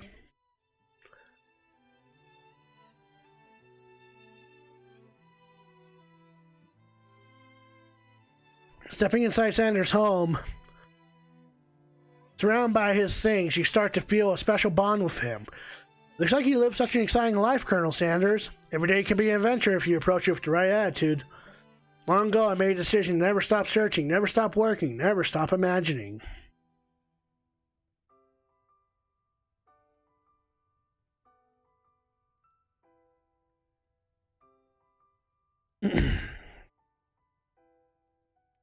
Have you been working on any new recipes of your own lately? I'm always excited to talk about food with another ambitious chef. Well, there is something. It's just a side dish that I've been tinkering with, trying to find the right balance of flavors and textures. I'm not sure I've nailed it yet, but I'm close. Colonel Sanders' eyes perk up as he starts to wonder what dish you might be describing. It's meant to pair with something spicy or something crispy. Both, perhaps? Now you've got him right where you want him. Should you reveal your new creation to him or keep it a secret just for you? You decide that you're ready as ever to share your original cooking with Colonel Sanders. Before you talk yourself out of it, you decide to dive in head first. You reach into your lunch bag for a special dish that you've been keeping on ice all day. I present to you my original coleslaw. The shredded cabbage dish glistens in the light of Colonel Sanders' looks hideaway. Magnificent. Together you chow down on the creamy slaw until just a spoonful remains in the bowl. Do you mind if I hold on to that last bite? I like to have it around so that I can admire its taste later and think back on this moment. Could offer to make him more, but he seems like a very sentimental kind of guy. Sure, why not? Please make yourself comfortable. I'll be back in just a moment. You realize that now would be a perfect time to do some snooping. Around the room are various items that you can look closer at. Each item seems to radiate memories and emotions. Tap on an item to discover more about the Colonel. This must be where he keeps a secret recipe. You think for a moment what number is important to Colonel Sanders, then it dawns on you. So you turn the dial to 111111, the safe opens. Inside it, you find a single note. Can chicken be prepared sashimi style? Tap on item to discover more about the Colonel. No.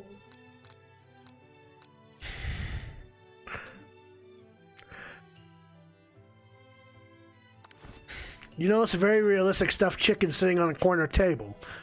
When you pick it up, you realize it isn't just realistic, it's real. Taxidermy must have been important to Colonel Sanders when it was alive. A little note clipped to the chicken's foot reads, "The true state bird of the great state of Kentucky." You gaze out the window across the vast lake and mountain range beyond. Just then a ghost of student pops up. Are you thinking about heading out into the world on a quest to avenge my death? Wait, what? I never even learned your name. Why would I avenge you? I can just tell you my name right now. Can't you see I'm in the middle of something? You open the window a crack and the ghost of students is swept out with a breeze. Tap on. A scented candle. You pick it up and you try to identify the smell. Power tool? Freshly starched collar? Piece of wood flowing in the lake? Summer of 69? Nice. No, it's one of the secret recipe ingredients. It's dick! No, it's different. It's a different one. Tap on an item to discuss. Ooh, a door opened.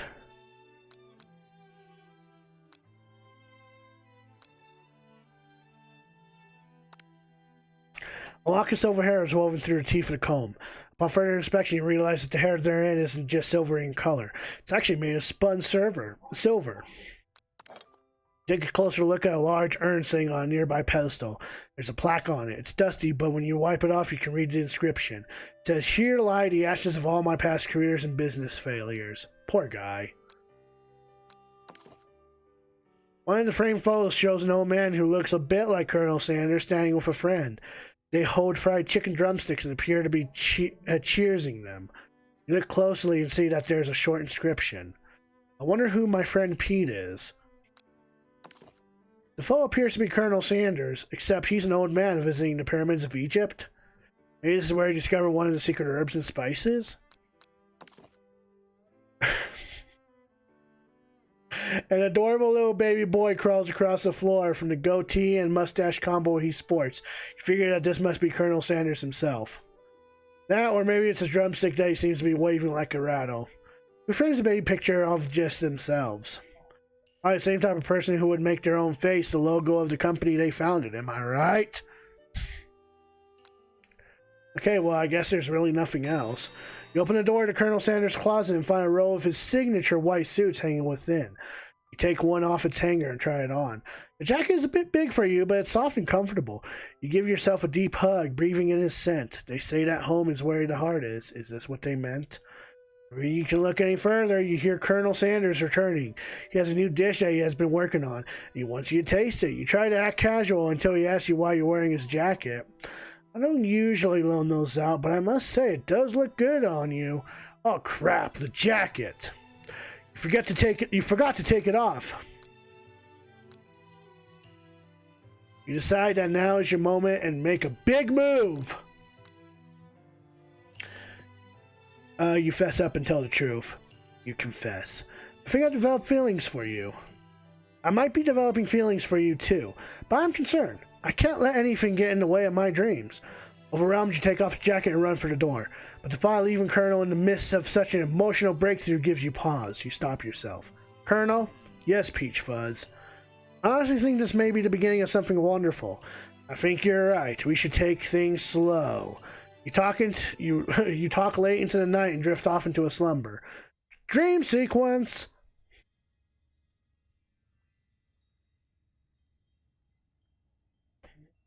Yeah, we sent P as a snack. I see a Grizzly Andrew in the chat. Can we give a shout out to him? Did we also give a shout out to JK's? I did, yeah. Okay. You wake to a beautiful morning in Colonel Sanders' hideaway.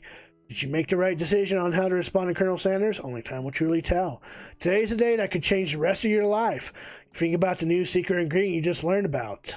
Yeah, it's a wholly new ingredient. So besides dick... Besides dick, I wonder what ingredient this is.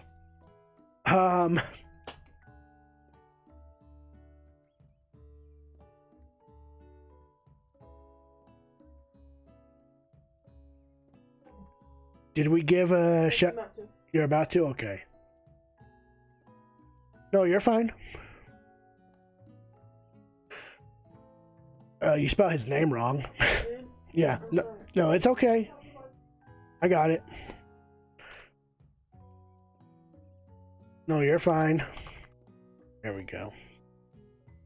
Anyway, so besides dick, I wonder what other kind of ingredient this is. Tit juice. Let's go for that. In some what? Milk. Okay. In some jurisdictions, milk isn't even legal. But if the recipe is secret, how will they know? Your thoughts are interrupted when Colonel Sanders emerges into the room. He's holding a gorgeously plated breakfast, and your mouth waters at the sight of it. Here's a simple breakfast I just whipped up. It's meticulous. You taste Colonel Sanders' food, and it takes you on a journey. When you return, he's waiting to ask you an important question. So, would you say that we're the perfect match? How presumptuous. My cuisine and your taste buds, that is. Such confidence, such grace. Could he be the world's greatest gift to cookery? You know, I think we might make a great team. A single tear begins to pool in the corner of his eye as he gazes out the window. With the right business partner, I know I can't fail. Business partner? Could he be talking to you? It's all happening so quickly. Overcome with emotion and confused by your feelings, you're on the verge of tears. Unable to speak, the only answer you can find is to run out the door and get home. There's still one more day of school after all. The University Cooking School Academy for Learning waits for no one. You get home to find something very surprising. Your best friend is there waiting for you. Where have you been? Because I had one heck of a night. I've been desperate to talk to you about it, but I couldn't find you. I got worried that something had happened to you. It's okay, I was just... But now that it turns out you're fine, I can finally get you up to speed on the saga of Miriam.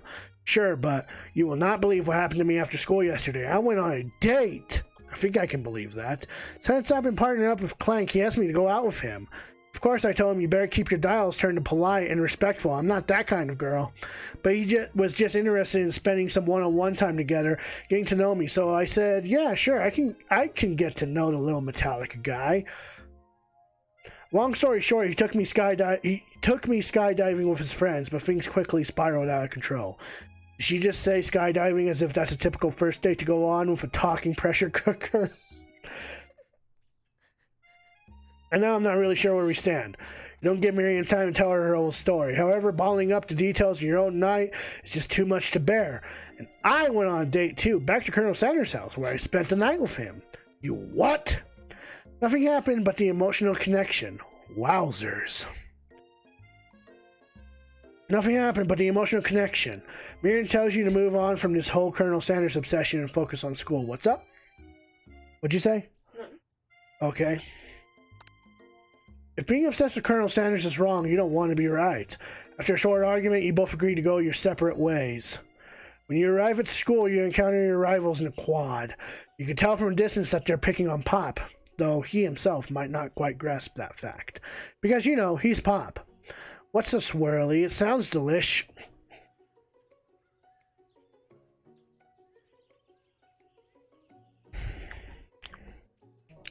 I have many questions about this guy.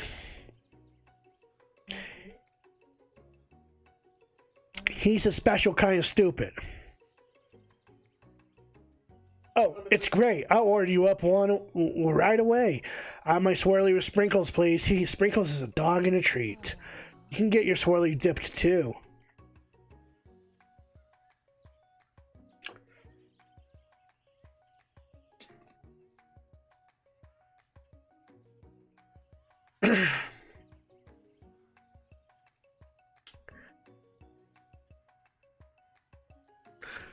Why don't you pick on someone your own size? Because I'm literally the biggest person at this school. There is that horse that Colonel Sanders rides to school, but who would dare pick on such a gentle and beautiful creature? You've got some nerve, Peach Fuzz, suggesting I pick on a defenseless horse. Now you're twisting my words, and I won't have it. You clench your fist, but the injury from yesterday's mixer accident makes you wince with pain. Doesn't look like you can go on cooking like that. Might as well just give up. I'll never give up. Ever. Colonel Sanders arrives just as it appears things are close to boiling over. A naturally intuitive person, he senses that something has been going on. Is everyone excited for the final day of school, Peach Fuzz? How's that hand feeling? I'm sure you'll be back in fighting form by this afternoon. Aren't you concerned about my hands, Colonel? Yesterday I almost broke a nail winning so hard. Technically, I don't believe a winner was decided, but your presentation was quite impressive. What's he doing complimenting her? But what about the flavor of my delicate, warm, gooey chocolate They have to know. They have to fucking know. Don't fucking sleep. That. By the way, What? this was made by KFC. I know it was made by KFC. That's why I'm saying they had to fucking know. It was clear that you're passionate about how your food is received. That's a lot of words to say it was bland. Excuse me, Peach Fuzz. I am more capable enough to speak for myself. Maybe you could tell me more of your thoughts as we walk into class, Colonel. I'm always interested in discussing the fine art of fine foods. See you inside, Peach Fuzz. I know about Colonel Sanders' inability to see Ashley for who you know she really is. You walk across the quad to get some distance. In attempt to distract yourself from how slighted you feel by that interaction with Ashley, you take out the spell book you recovered yesterday and start flipping through the pages. Whoa, what's that? That's that book? It looks like bad news. It's just shit. My apologies. It's just something I found lying around. It would appear to be some sort of grimoire, but I don't really believe in that magic stuff. A grimoire, like a book of spells? I don't know. Who would spend so much time decorating a magic book if it weren't really powerful? I can think of one surefire way to find out. You open the page covered with an arcane readings, cast only in case of extreme emergency. It says around the edges of the page. I can use this spell here that says it will erase anyone I choose from all my memories. If I scrub out Colonel Sanders, will probably help me focus better on my upcoming final exam. That is way drastic. Couldn't you do something else, like anything else? Not rooted in dark magic? Maybe tie a string around your finger?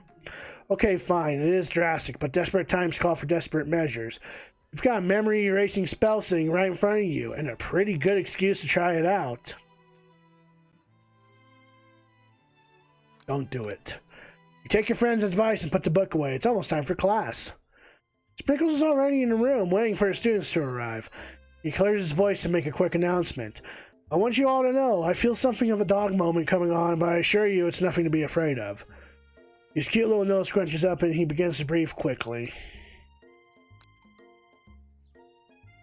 He must be hungry. Reach for some old homework to give him as a snack. You reach into your backpack and grab some homework from last semester that you forgot to turn in. Sprinkles immediately goes for it and gobbles the sheet of paper like it's a piece of fresh chicken raw hide. I apologize for the outburst. I know it seems cliche, but not much in this world satisfies like ungraded work. My, Peach Fuzz, were you studying something with cinnamon? I've been sitting in on a lecture series around the art of cake baking. How insightful.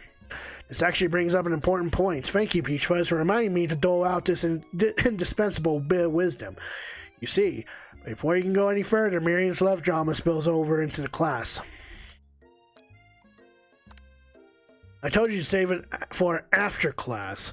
Bzz, bzz. You think I wanted to be thrown from a plane strapped to a stranger? Miriam and Clank appear to be arguing, but you still haven't learned to speak Clank's language of mechanical noises. But no, you had to show off to your cool kid friends Jeff and Joan, J&J forever.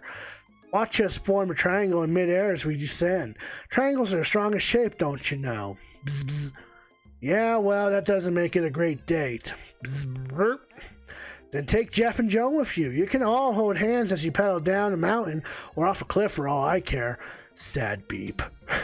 Clank begins to shudder. Steam pours out of gaps in his panels, and then a loud ding stops him in his tracks.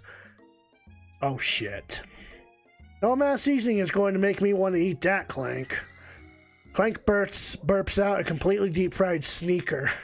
Considering that he himself has wheels, not feet, it's not entirely clear where it came from. In terms of deep-fried footwear, I guess it looks okay. Clank slowly rolls out of the room to be alone with his shoe. Everyone tries to pretend like they didn't see that entire thing go down. Nothing like a loud public breakup to cast a pall over the final day of school. Well, that was unfortunate.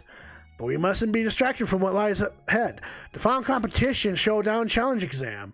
I'm still working on a title, but I think you get it. Test time approaches. See you all in the arena. But before you can think about your upcoming competition, there's a way beautiful soul nearby in need of a pep talk. Hey Miriam, are you okay?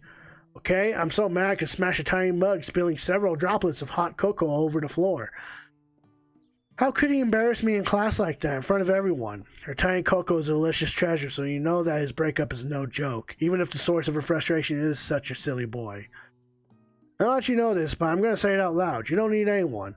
Me and you, we're going to cruise through this final test and hit the carpool lane to Success City. Miriam brightens up, imagining the wind rushing through her short bangs, but she hesitates to embrace the feeling all the way. You're not going to saddle up on Colonel Sanders' stallion and ride off into the sunset without me? Of course not. Well, maybe, sorta, but I'm not sure I'm sure there's a pony out there with your name on it, and a ranch big enough for both of us and whoever else we want to bring along. If it's not Pop or Clank or anyone else you meet today, tomorrow, or this whole year, so what? You're a special person who shouldn't settle for the first someone to show a little interest anyhow. Miriam gives you a big hug and wipes the tears from her cheeks. I should really review my menu for today. I'm going to make a very special soup, and I bet that Professor Dog is going to love it up. While you were pep-talking Miriam, you completely missed lunch, but that's okay because you had a better idea of how to spend the time before your exam. Decided to head to the arena early to practice a dish. This is it, the location of your final challenge, a test of will, a test of courage, a test of talent, and a chance to beat the pants off of Von Von, the supposed Momon, and his eviler counterpart, Ashley. As planned, you begin to run through a quick test of a recipe you've been working on, Peach Fuzz's famous chicken pot pie. After practicing for months, making this dish comes second nature to you, and you're able to quickly get a fresh pot pie in the oven, but as soon as you do, your cram session is interrupted by Colonel Sanders. Peach Fuzz, what are you doing here? There's still time before the final exam. Oh, just taking it all in. I'm big into visualizing success. I'm looking at my station and picturing his victory. The pot pie has begun to bake, and the smell is slowly filling the space around you. Visualizing, huh? That's too bad. I was hoping you were here cooking something delicious. You usually happily share your food with anyone who is hungry, but the last time you let Colonel Sanders get in your head, it cost you a cook-off. Decide that it's time to put your cooking above your romantic desires, but that decision gets hard to stick when the oven timer goes off behind you. Ignore it like there was no sound at all. Fess up about your practice dish. Okay, you got me. I'm doing a little bit more than visualizing. I know, my nose can smell a pot pie from 400 yards. That's not only a specific distance, but you'd expect nothing less from such an oddly specific man. You know, it's a pot pie just from the smell. Not just pot pie, but a chicken pot pie with an all butter crust. And my nose is telling me something else. Oh no, is it burning? Haha, no, I can smell that. It was made with a heaping helping of TLC. But it'll probably start burning any second if you don't pull it out. Moment of truth. Wow. It's the best pot pie I've ever tasted. I've always loved country cooking and I could eat this all day. There's no time left. The final showdown is about to begin. Sprinkles lays down the ground rules. There are no rules. That is except to cook with everything you've got. You step up for the cook-off of a lifetime. Decide that mac and cheese plus a pot pie you've been practicing are just the dishes that will push you over the edge to victory. Meanwhile, both Von and Ashley are prepping wildly elaborate dishes, per their usual over-the-top selves. Miriam has her giant magnifying glass and several sets of tweezers. She's definitely prepared to go big, going small. Colonel Sanders seems to be harnessing his 11 herbs and spices, but he's trying to find a way to improve on something perfect. His original recipe fried chicken. The intensity in the room starts at full 10 out of 10 with a frenzy of action. Everyone is calling out early cool special cooking moves as they prepare their food. Wow, this is getting serious. Colonel Sanders batters his chicken as it levitates through the air. Egg wash! Miriam furiously injects ingredients into an itty-bitty pot of broth. Best friend bastard blaster. What the fuck am I reading? Von flexes his pectorals as he chops open a sea urchin. Let's rock and roid. Ashley scoops her Hold on. Let's rock and... Is he injecting steroids in his fucking cooking?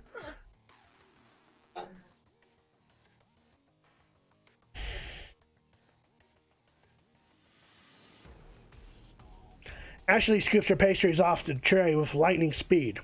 Shallow personality spatula.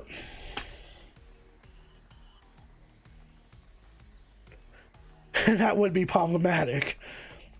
Even Clank gets in on it. 5-dial pressure point chicken cooking technique. Wait, when did Clank learn to speak English? It's a singularity as was foretold. We mustn't let it happen, or the appliance uprising will take us all. Self-destruct... Von quickly unplugs Clank and rolls him out of the back door of the arena. As you frantically prepare your dish, was he just about to kill himself? Yes.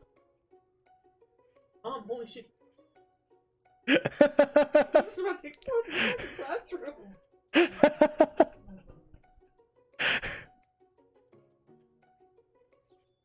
As you frantically prepare your dish, you notice Ashley has her spell book out. Is she going to use some dark magic to turn the tide? Well, he did what real friends would do and stopped him. You've got a book of your own, and you're desperate not to see her win another battle. Should you take this opportunity to fight magic with magic, even if it's almost certainly evil magic? No. Do it the hard way. Who needs magic when you've got passion? I'm going to do it the hard way. Colonel Sanders sees that you've chosen to win your own terms, and he gives you a sudden wink from across the room. I believe in you, Peach Fuzz. Miriam knows this too, and I've always believed in you, Peach Fuzz, since we were little kids, because I'm your best friend forever. Turner knows that Miriam is at your station cheering for you. Miriam, what about your dish? If you're here cheering, who is cooking? Tiny food, short cook time. I'm actually already done, so I thought I'd help you. Oh, that's sweet, but Miriam tosses a handful of spices directly into your boiling noodles. It's a secret ingredient. However, she doesn't know that you lied and the ingredient was made up. And where in the world did she get the Eye of Newt from? Oh, son of a bitch!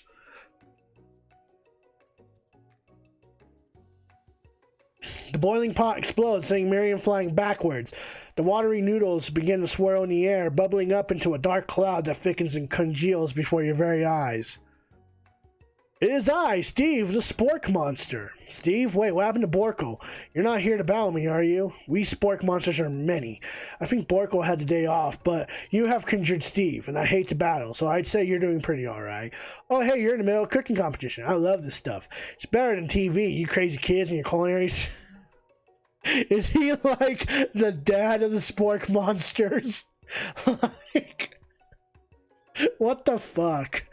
You crazy kids and your culinary skills really impress me. Mind if I hang out? I'm sorry, Steve, but I'm kind of in the middle of something. Do you mind? Steve, a Spork Monster notices that you've got the Grimoire stashed beneath your cooking station. I see what you're up to. Crisscross some magical items accidentally summoned me, huh? Huh. Well, yeah, you guessed it, sorta. If you're here, would you mind tossing some fresh noodles in a pot of salted water? I'd love to. I've always wanted to be a top chef, actually. You know, when I was just a little spork pup back in the old country. I don't know, Gak. I do not know. You feel Spork Monster winding up to tell a very long and involved story. You don't know exactly where they came from, but it seems like it was probably lonely there. Actually, you know what? Maybe you should watch from these stands. I really need to focus on this competition. I understand. It's kind of like that time in monster school that I had fallen asleep during scare tactics class, and when I woke up, you toss a serious stare at Steve, and he takes the hint. Never mind. I'll tell you later. Good luck. Having suffered this huge setback, you don't know how you could ever win. Give up and drop out of culinary school. You summon extra power from deep down within yourself. I can do this. I have what it takes. I came here to win. Your hair turns mac and cheese orange as culinary energy flows through your body. My heart is pure. My hands are steady. My taste buds have been preparing their entire lives for. Yes, Peach Fuzz. You are the chosen one. You will avenge me. The power you'd been summoning immediately fades back out. You interrupted my inspiring monologue. Sorry. My heart is pure. My hands are steady. My taste buds have been preparing their entire lives for this moment. I will show the world my cookery. You begin to levitate off of the ground. Energy courses through your body.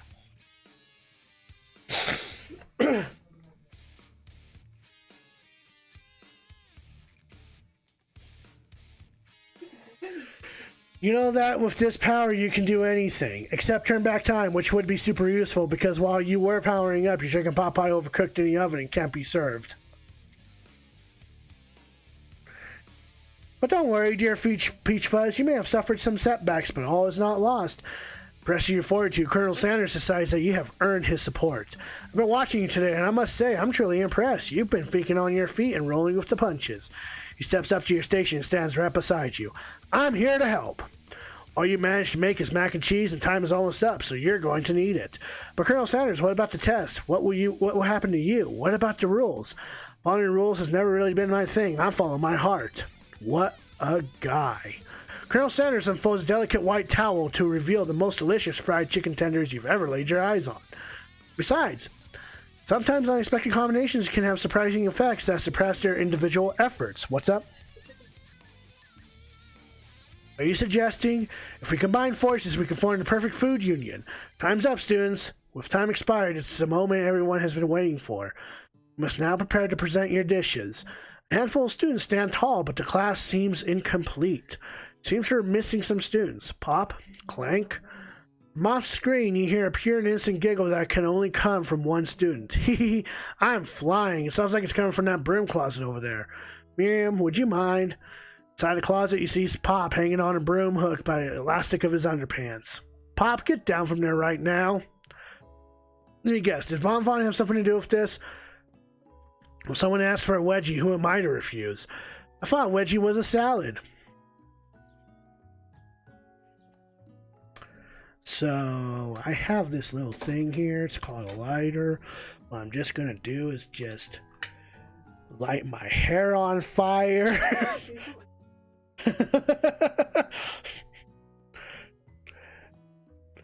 It looks like Pop is eliminated from the challenge, seeing how he didn't cook anything. I can't feel my legs. May I be excused? Sure. You kids and your pranks, I must say, it's not the worst prank in the UCSAO. Thank you for shortening that. I was getting sick and tired of pronouncing those words. But it's not exactly yearbook material. Wait a second. Pranks, clank. Where did that pressure cooker roll off to? Wait to hear a signature word, beep, or other onomatopoeia, but there's none. Somehow must have gotten unplugged. I guess we'll have to figure that out later. These only 4 remaining students. Please collect your final projects. Yes, it has been a long semester. Wow, 3 whole days long. That doesn't sound much. But after days of hard work, the time has come for me to eat. Miriam, please step forward. Now describe your dish. I've made tender udon noodles and savory soup. My word, it's so delicate. Is that teeny tiny Naruto Maki I spy afloat in the itsy bitsy bowl? Yes, Chef. Please call me Sprinkles. Chef is my father's name. Yes, Sprinkles, and some green tea made from baby tea leaves I picked myself. Sprinkles carefully sniffs around the dish before opening his mouth and letting just the tip of his pink dog tongue dip into the bowl. Sublime. Would anyone else like a taste? Oh, come on, I'm not one of those dogs who doesn't floss. I even have a really cute electric toothbrush for dogs. Fine, I'll enjoy it all by myself. And in a flash, the entire meal has been devoured. Not that it took much, it was less than a thimble's worth of soup. A+, rarely do I taste a dish with as much love poured into it as yours. Miriam's overjoyed. She gives you a huge hug. Thank you, Peach Fuzz, for helping me to believe in myself. Von, you're up. Now describe your dish. I made uni over smooth egg custard and axe-hewn urchin's shell, topped with caviar. Did you skewer one type of urchin with spines from a second different colored type of urchin? Yes, Sprinkles. A bit much, don't you think? That's exactly why I did it. A bit much is a kind of my brand. Doesn't it look cool? Sprinkles leans in to sniff the uni, but he can't get his nose close on account of all the spikes. He begins to paw at it erratically, causing the custard to slosh around. Woof woof. Please be gentle with my cuisine. Grr. Finally, Sprinkles goes all in, tongue first, but he doesn't get past all the needles. He reels back as his tongue is poked and prodded. Youch, my tongue! The professor appears to be having an allergic reaction to the sting. I can't eat this. It keeps in my tongue. Disqualified. A stunning turn of events. Who would have thought that serving food in a bowl made of needles would make it difficult to eat? Ejected Von does not go gentle into the night. Disqualified for glamour? Don't discount sympathy. This isn't the last time you've heard of me. Before forcing us to endure his swollen tongue for another moment, Sprinkles graciously laps up a bowl of milk. I know, yeah, I'm a dog and I drink milk. Get over it. Sometimes it helps calm my agitated tongue. Next student, Ashley, it's time to step up. Now describe your dish. I made orange blossom Turkish delights in a light rose water syrup topped with French meringue and connected by sugar glass. That actually doesn't sound too bad. Indeed, it's quite delightful. However, I'd ask that you please refrain from eating it or attempting to taste it in any way. It's very fragile and meant to be a display piece. Don't eat the food at cooking school? Got toast in your ears or something, Peach Fuzz? Told you it's a display piece. Ashley, I must say, it is beautiful. However, this is a cooking competition at cooking school. Yeah, which is why I cooked it and did an extremely good job cooking it, too. Didn't realize that we were having an eating exam. If I wanted to be judged on eating, I'd go to the College of Eating, School for the Hungry. I suppose you could smell it if you absolutely insisted, but don't breathe too hard. You might disrupt the sugar spiral. If food cannot be eaten, it cannot be judged. You are disqualified. Rage overtakes Ashley, and she finally cannot keep her two-faced routine up. You wouldn't know high-end cuisine if it cooked you. With that, Ashley storms off to rededicate herself to being the best, but this time without being shackled by trying to be fake nice and liked by everyone. This isn't the last you've heard of me either. If this class gets smaller, I'll be teaching myself. You and Colonel Sanders, the final cook, step up together. Two chefs? What began as a bowl of delicious mac and cheese has become something else. He examines it closely, sniffing and eyeing the bowl. Uh-oh, I don't have a good feeling about this. Somewhere in the room, a literal drum roll plays. Just when I thought I've seen everything in this kitchen, you give me this thing. It completely blow me away. In my 49 dog years alive... Wow, okay. In my 49 dog years alive, I have never tasted anything so delicious and perfectly balanced. It's so delicious, in fact, that everyone passes a class. You pass, and you pass, and you get a pass. Everyone gathers around and partakes of the mac and cheese bowl. They all seem to transcend this reality into another dimension. You win! Together, you and Colonel Sanders have made a new menu item. The new menu item is so impressive, even the Von and Ashley are drawn back in by its magnetic fragrance. When they gaze upon your mac and cheese bowl, they admit that you are indeed an excellent chef. Sprinkles declares that you have passed. Everyone has passed. There were supposed to be more battles, but come on, how could they be better than this one? Now that the school year is complete and everyone has graduated, the students return for one last assignment to get their groove on. The cafeteria has been completely redecorated in order to serve as a site of the school's graduation dance. Compared to the massive high-tech cooking arena, the humble decor seems downright cute and cozy. DJ dog in the house. Ow, ow, ow. Ooh. You knew that Sprinkles was a master chef, but also a world-renowned turntablist? Who says you can't teach an old dog new tricks? Von and Ashley tell everyone that they're committed themselves to righting the wrongs they did while they were the villains. For a moment, you actually believe them. Another haunting. No ghosts allowed at graduations, clearly written in the school's bylaws. I was never actually a ghost. It was all a trick to get you to finally notice me.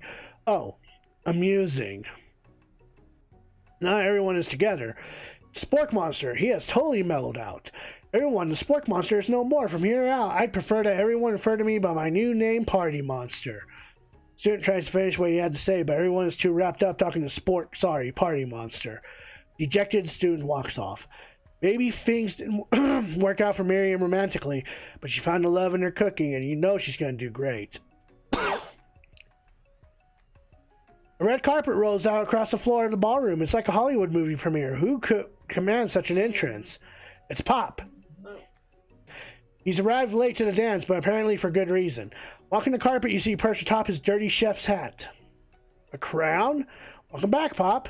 I know you weren't able to complete the final exam and accept your diploma, so we had to mail directly to your father. We figured it was the least we could do for the school's dean. Oh, now I get it. And we get a new wing on the school. Not to mention the honor of educating the son of a chancellor of such and such. The music at the dance is interrupted by a sound of sparking and electrical hissing. It's Clank who has arrived late to the dance. Now that I have graduated, I can reveal my truth. Whoa, he's still doing the talking thing. I am Clank, and I am not from this earth. I am actually from a faraway planet in another dimension. What? What? I actually feel like I knew it this whole time. Now that I have learned the ways of your kind, I must return. Miriam, will you come with me? I don't know what to say. Besides, no, obviously. I have just begun to learn who I really am. This isn't a time for me to devote my life to figuring out who you are, Clank. You're blown away by Miriam's maturity. It's pretty clear she has managed to surpass you in that regard. I understand, kind of. Humans are weird. The portal opens up and Clank disappears through it. Finally, Colonel Sanders arrives. Howdy, classmates. Just like the first day you met him, he has come prepared to feed the entire class. However, it's not enough to just give them a bucket of chicken. This time it's full of meal. I didn't get to be the most famous chicken man in the history of chicken and man by not reminding people to go out and buy me my chicken. The end? No, it's not the end. As everyone feasts on their delicious chicken dinner, Colonel Sanders finds you sitting at the edge of the dance floor. Peach Fuzz, what are you doing sitting all alone? Oh, you know, just waiting for the right person to ask me to dance.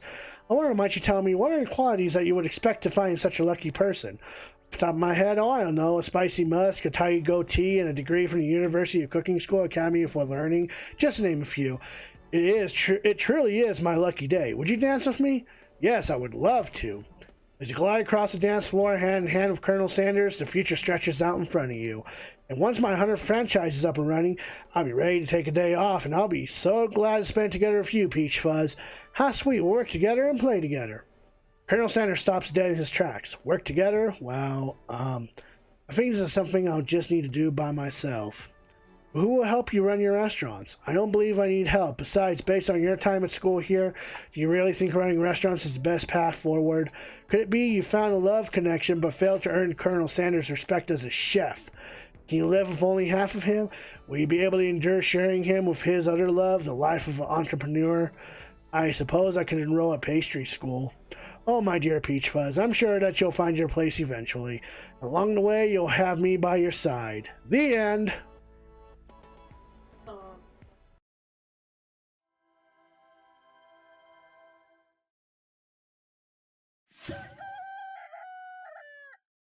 Wow!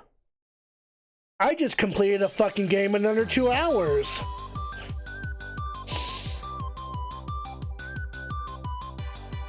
Yay!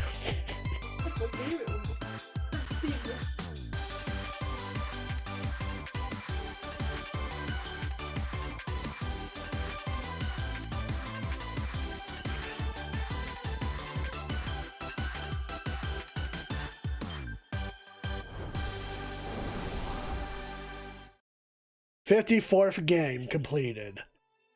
Well then, That was I Love You, Colonel Sanders. I was expecting this to carry on to the next day, but I guess not.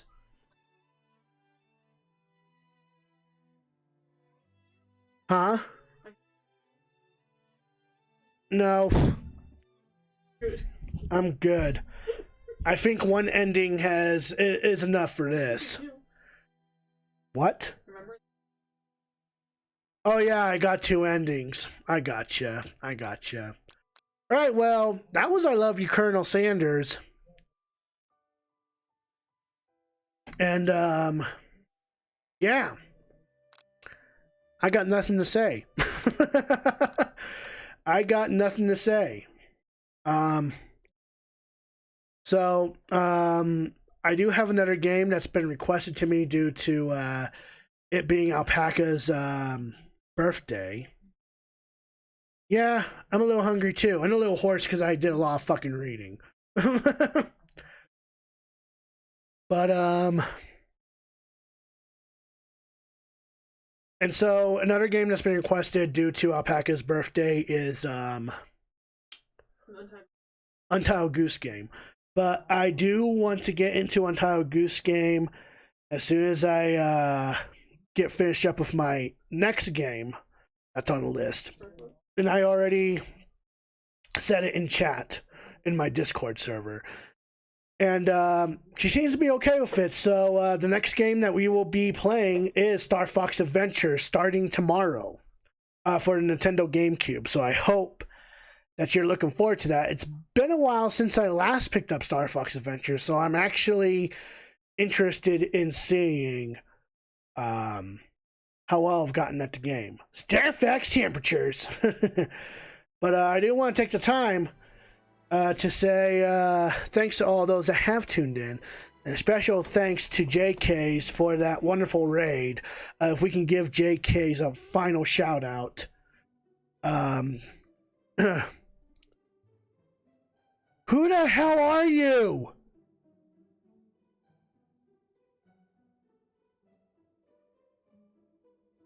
Account created August 28th, 2018.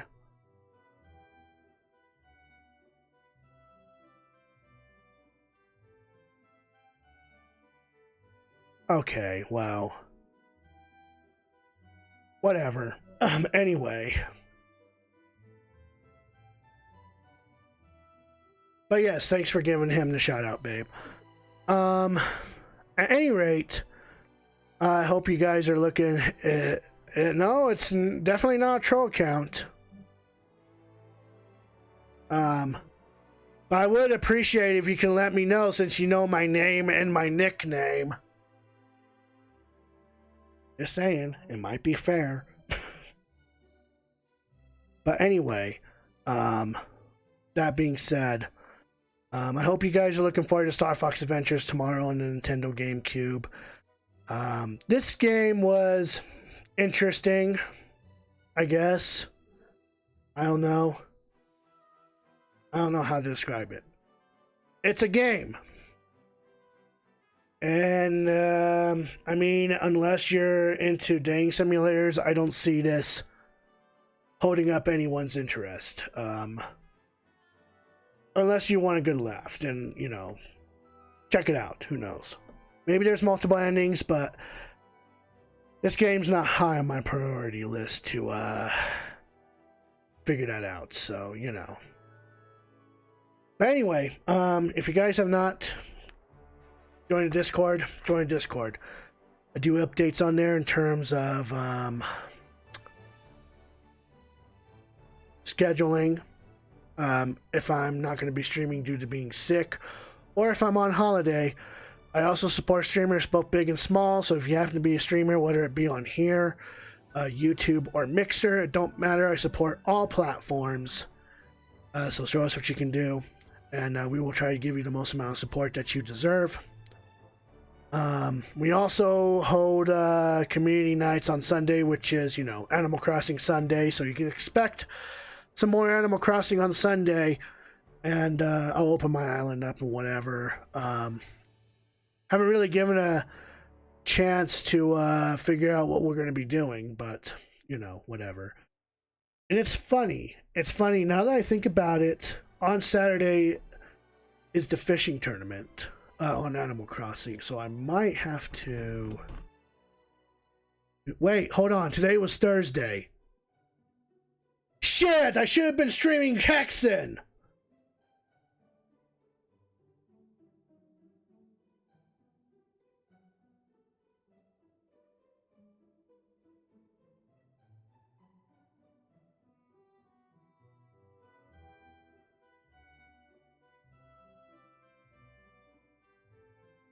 Oh well. I guess we're streaming Hexen tomorrow to make up for it. It's gonna be weird calling it Retro Gaming Fridays, but you know, whatever. At any rate. So tomorrow we'll be streaming Hexen, and then Saturday we will begin Star Fox Adventures on Saturday. So there, figure itself out, whatever. At any rate, if you're a subscriber, you're gonna copy this raid message. If you're a non-subscriber, you're gonna copy this raid message. Huh? I see the first one. And if you guys stick around for the raid, I would greatly appreciate that. Let me refresh my Twitch page and see who we can push this small amount of love to. Let's see.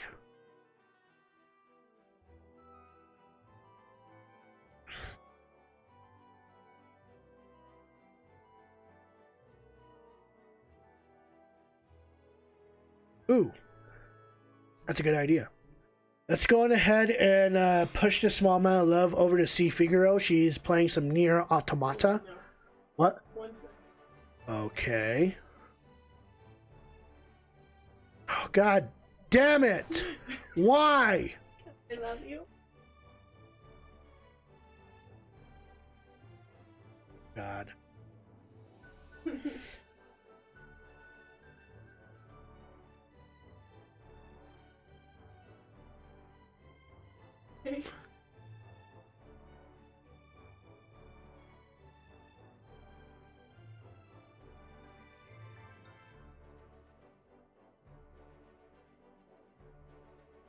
Yes, it's rotten egg.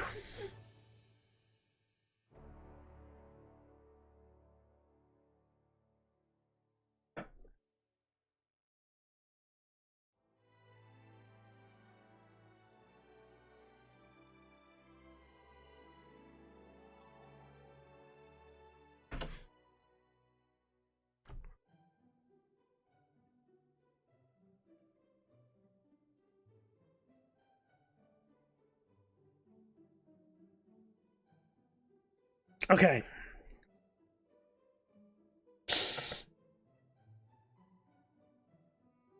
Alright, so we're gonna push your love over to C. Figaro. I'll see you guys tomorrow with Hexen. So until then, ladies and gentlemen, I'm the Blue Hedgehog 2010.